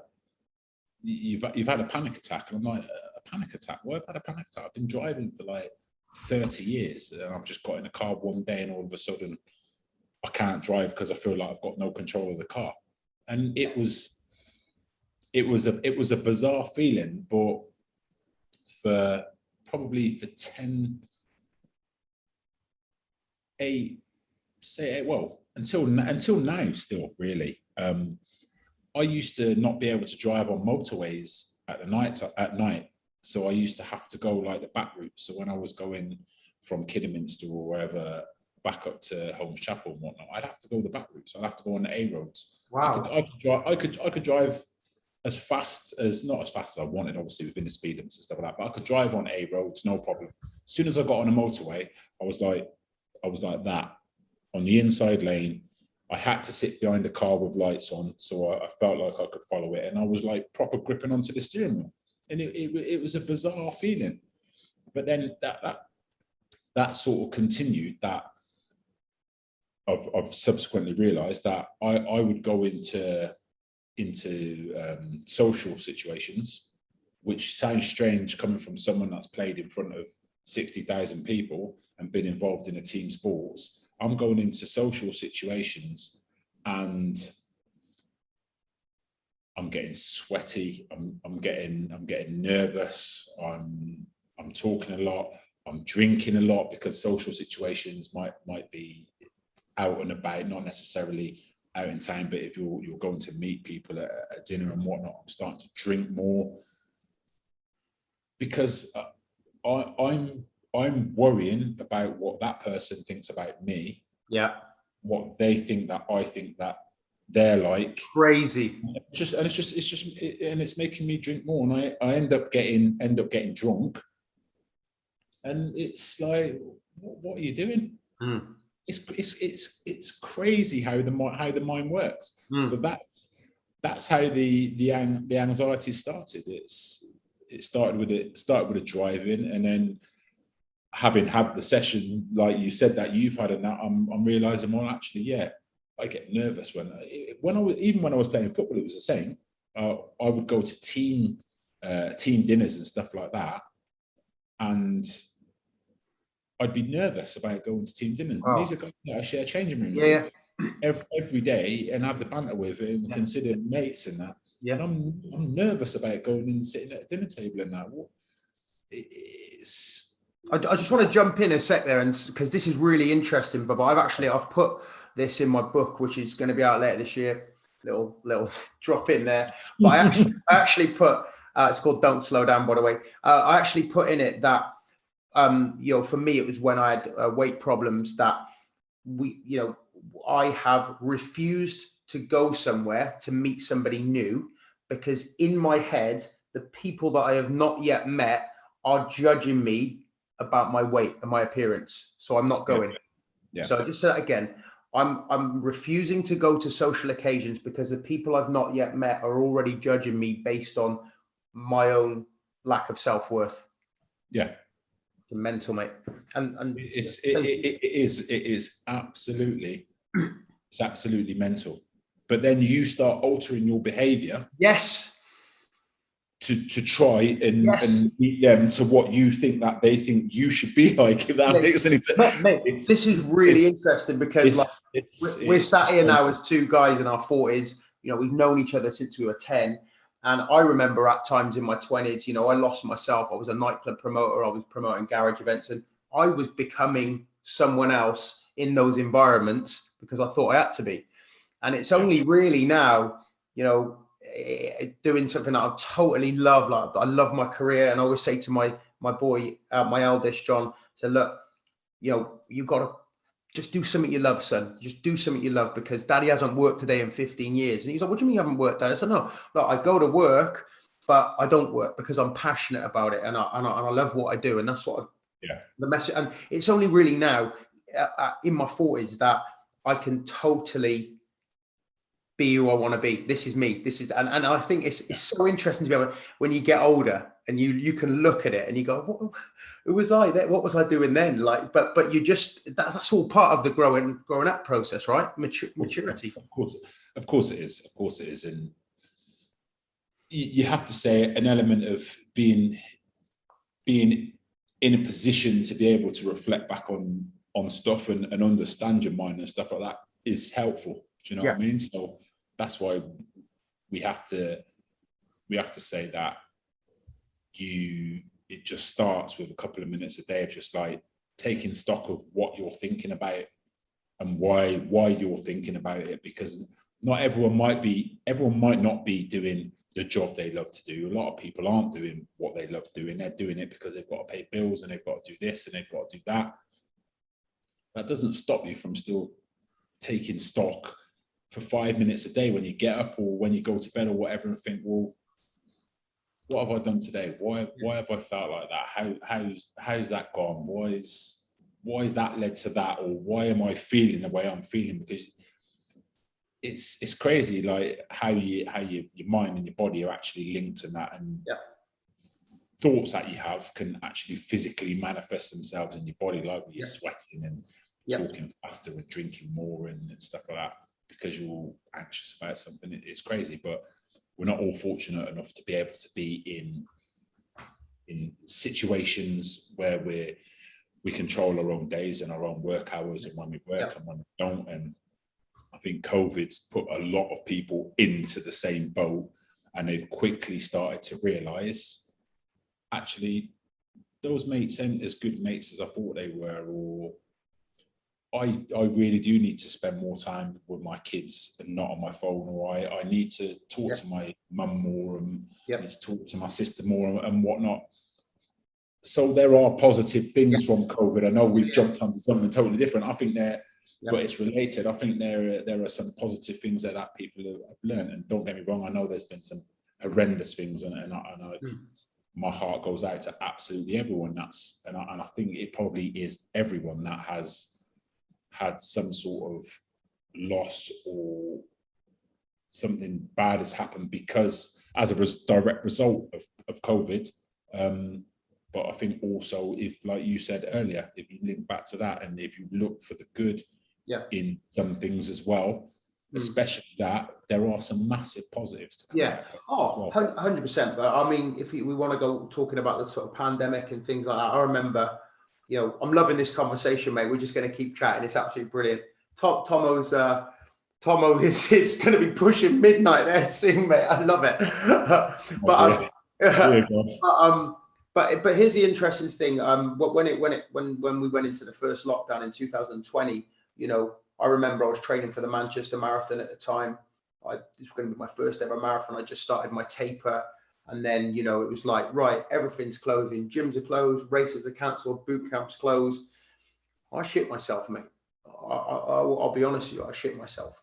And then I remember going home, looking at my missus, and I was like, shit. And then, like, you have these, you kind of like, your mind goes to that place, your worst fears. And then I remember just sitting down with my team, and they were like, this is a great opportunity for us, Tregs. My business partners, Russ and Matt, we're gonna really go for it online. And we did. And I remember like for the first couple of days, like proper anxiety. I was drinking Baileys every night. And then we decided to just throw everything at the online. And then I remember waking up and thinking, this fucking all right, this.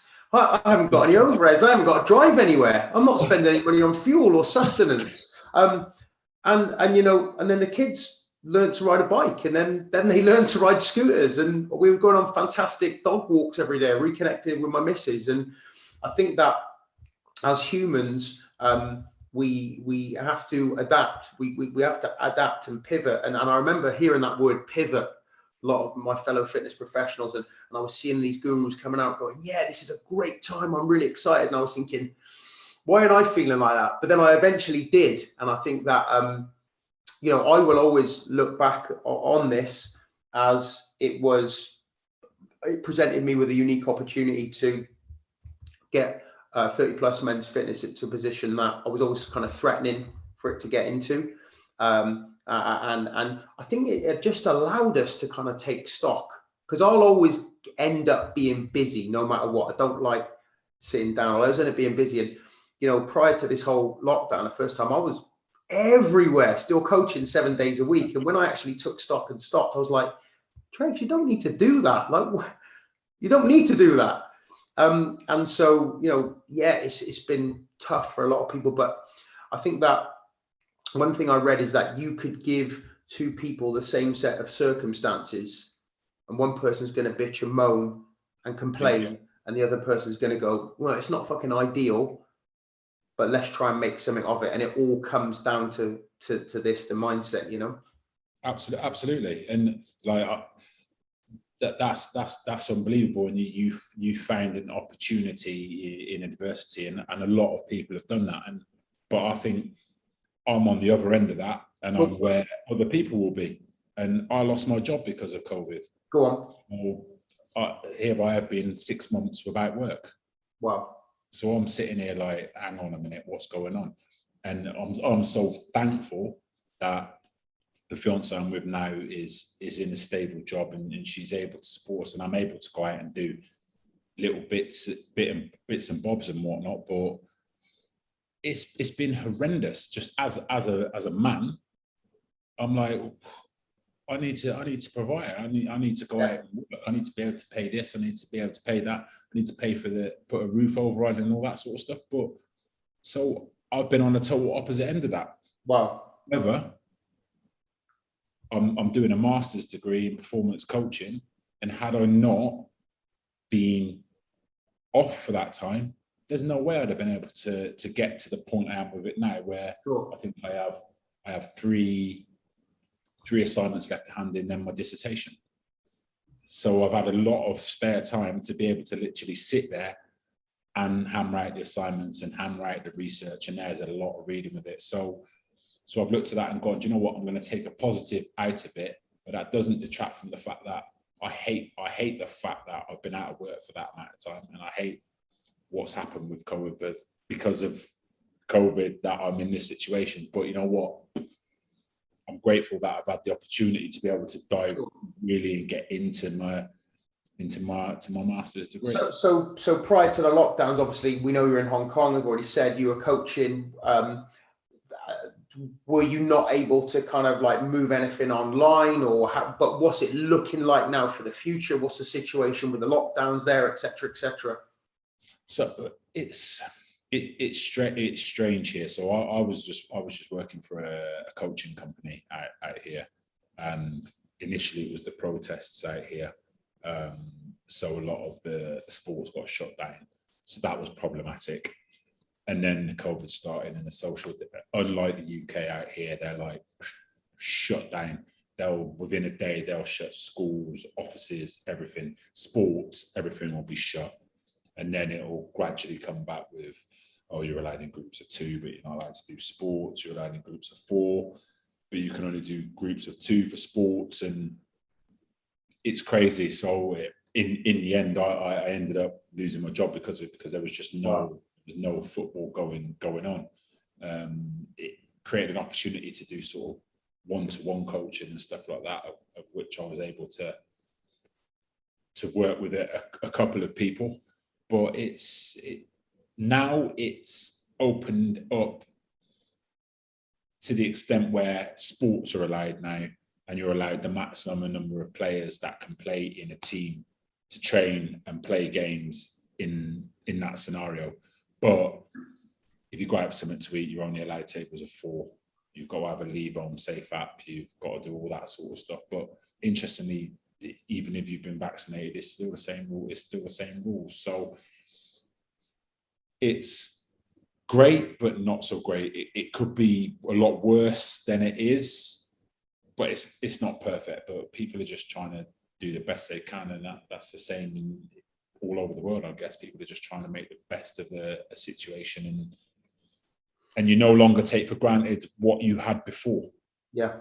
So what is the situation with lockdowns easing? Because here in the UK, obviously, the roadmap is, come June the 21st, we're all back to, we can snog our neighbours if we want. I wouldn't snog mine, but what is the situation? Is there any kind of clear light of day on when things are going to get back to normal, or No. Here you get, I think it's every 2 weeks, you get a government announcement about what restrictions are being lifted, what are eased, what's being brought in. Basically, you have to wear a face mask everywhere. You can sit on tables of 4, and they have like dividers on the tables of 4. You can take your face mask off to eat. Outside, face mask. If you're exercising, you don't need a face mask. You can do sports, but people on the sides have got to wear face masks. The ones that are doing sports don't have to wear face masks. You can get on public transport, which is like the MTRs and the trains are packed, but you're only allowed on tables of 4 to eat dinner. It's a little bit like, well, it is what it is. But the biggest here is you have to do a 3-week quarantine when you get back to Hong Kong, regardless of vaccination or no vaccination, in the government designated hotel, which you have to pay for. So if you've been vaccinated, you still got a quarantine? Yeah. So we came back to the UK for 2 weeks at Christmas. They changed the rules when we landed, so we had to change our hotel, which was a 2-week hotel quarantine. They changed the rules, so it had to be a government designated hotel. So we had to then cancel that hotel and book a government designated hotel, which you can imagine the rush of people to get rooms in these hotels were crazy. Then they shut flights off from the UK, so you weren't allowed to fly from the UK to Hong Kong. So we ended up staying in the UK for, it was 4 months before we got to Hong Kong, because we had to go via a third country, because you had to be out of the UK for 21 days before you could enter Hong Kong to then do your 3-week quarantine and your 4 COVID tests. Wow. That's what it's like here. Just to sum it up. Wow. And what has like COVID cases and deaths been like? I think deaths are probably maybe 300-400. I can't quote. In Hong Kong itself? Yeah, since it started though, and COVID started like a year before it started in the UK. Me and my fiance, we came over to the UK not last Christmas, the Christmas before, and it had just started out here. And we wore masks and whatnot across. We were expecting all sorts when we got to the UK, and then there was nothing. It's crazy. So this has been going on here for a while. But COVID cases, I think we probably had something like 3 today, maybe 1. But not happy. They want 0 cases, which I'm not sure is a realistic achievement, but that's another story. Yeah. But yeah, they don't mess around here. They just shut up. And are the kind of like the locals, they quite sort of obedient, subservient, because here now there's been quite a lot of freedom protests and people marching, and seems like that's happening a lot over Europe. What's it like there? Do people just get on with it, or are they starting to really sort of question and go, what the fuck's going on? It's a difficult one because of the whole changeover from UK to China and all that sort of stuff. It's difficult. the vast majority of the population that have been vaccinated in Hong Kong are expats. Right. Predominantly working business, finance, schools, etc., etc. The majority of the local population hasn't been vaccinated and doesn't want to be vaccinated. Obviously, there's a difference between Cantonese and Mandarin, but now it's taken back over to China without going completely off topic and political, but it's still quite Western here in terms of the culture, because it was owned by the UK and whatnot, and it's quite a melting pot of cultures: Americans, Australians, New Zealand's, India, Pakistan, UK, USA, Canada. It's like a melting pot of finances in Asia and schooling and whatnot, you know. So it's really, the demographic here is like really mixed, and I think that's because it's been held by the UK for so long. Obviously, the local population also has become quite Western in its opinions and in its views. And if you go 40 minutes up the road, you can't access Facebook, you can't access WhatsApp. There's VPNs and stuff like that.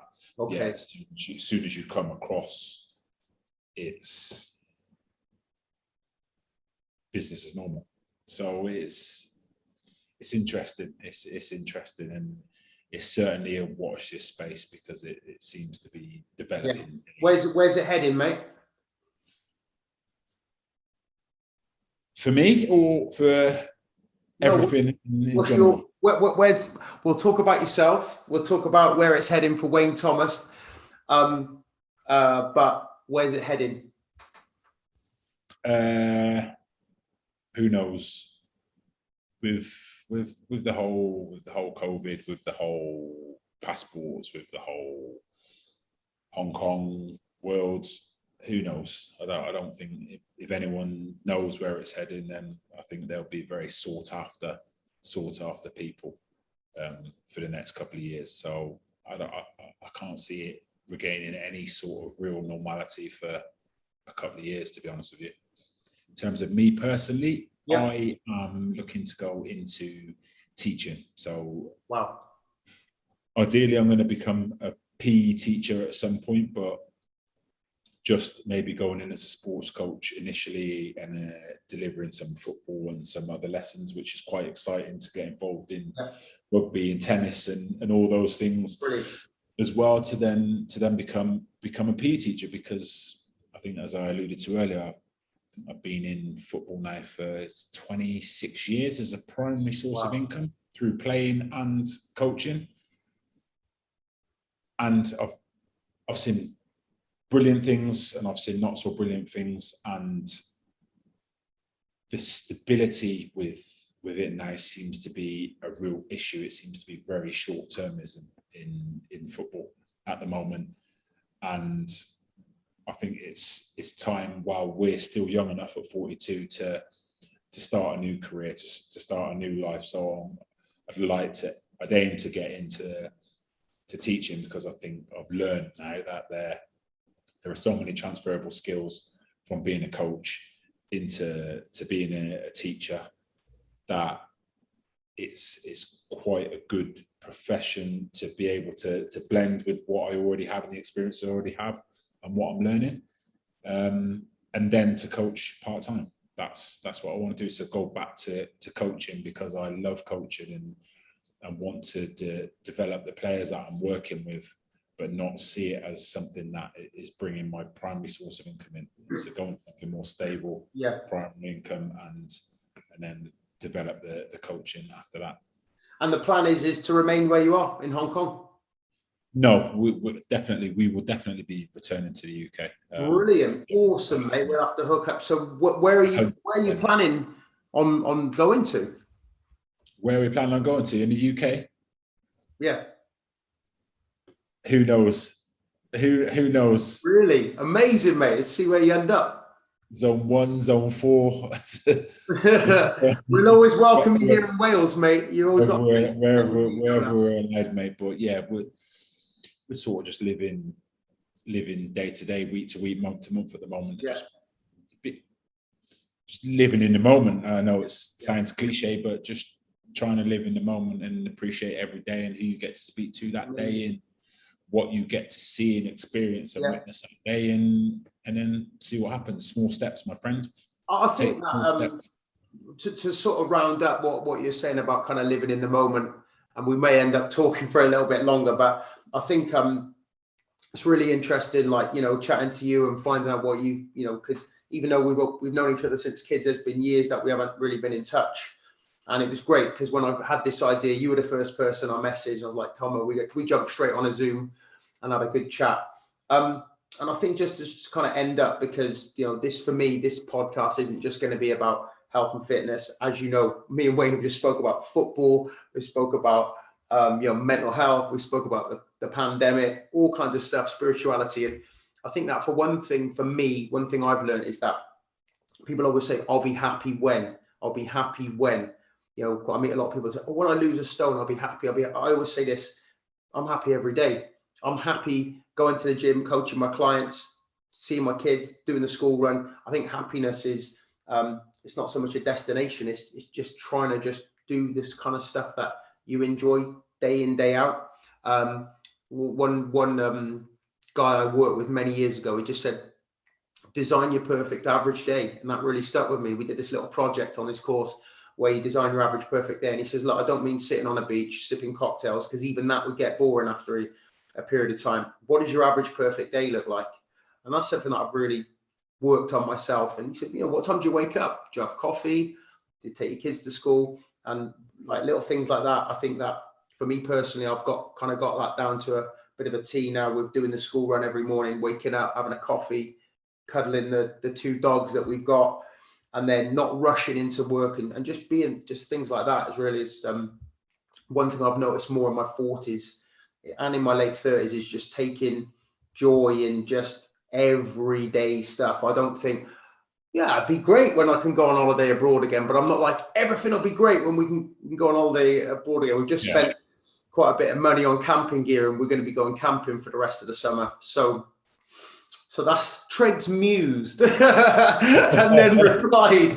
But listen, Tommo, what can I say? We've spoke for 2 hours, mate. I know we could speak for 2 days because I know. Hopefully you can cut at least a couple of minutes to broadcast out of that. Yeah. No, this has been amazing, mate. Listen, mate, honestly, I feel like this has just been so good to catch up. I think that this is like, you know, my first podcast like this. Guys are going to get so much value. Like, you know, a former professional footballer coming on, talking about mental health, talking about, you know, spirituality, talking about positivity, all that kind of stuff is really, really interesting, mate. So I'm really fucking grateful to you, bud. Really, really grateful. Thank you, mate. I appreciate you giving me the opportunity to come on and have a chat, mate. And like you say, anytime, mate, any of your people want to contact me via whatever platforms and whatnot, and they'll see if they're Saints fans or Southampton fans, Stoke City fans, Tregs fans, whatever. I'm generally approachable on Twitter, do you know what I mean, or Instagram or stuff like that. So it's all good. What's your Instagram handle, mate? I don't even know. I don't really use. To be honest with you, I don't even use it. Contact me on Instagram. I don't use it. Facebook and Instagram. I think the last post I put on Instagram was about 1982 or something like that. I think it's something like Wayne Thomas T9 or something like that. All right, Wayne Thomas. But Twitter at Tom Aldino. I'm definitely on there. And you're on Twitter. You love a bit of Twitter. Good man. I used to, not so much anymore. But yeah, I tend to get back to people and stuff on that. Like, you know, I'm pretty open and honest kind of guy, you know. So guys, wherever you listen to this, whether it's on YouTube or Spotify, iTunes, leave a review. We'd love to hear what you think about it. So listen, I'm going to let you enjoy your evening, mate. I know it's midnight out there. No problem. We'll chat on WhatsApp tomorrow, mate. All right? Definitely. Mate, I love you to bits, mate. Thank you so much for coming on, dude. Coach Tregs, big love to the family and your 30 plus massive family as well. Brilliant. All right, guys, this has been Coach Tregs. I hope you've enjoyed this with my good friend Wayne Thomas. And that is the end of today's podcast. We hope you enjoyed, and we'll talk to you soon.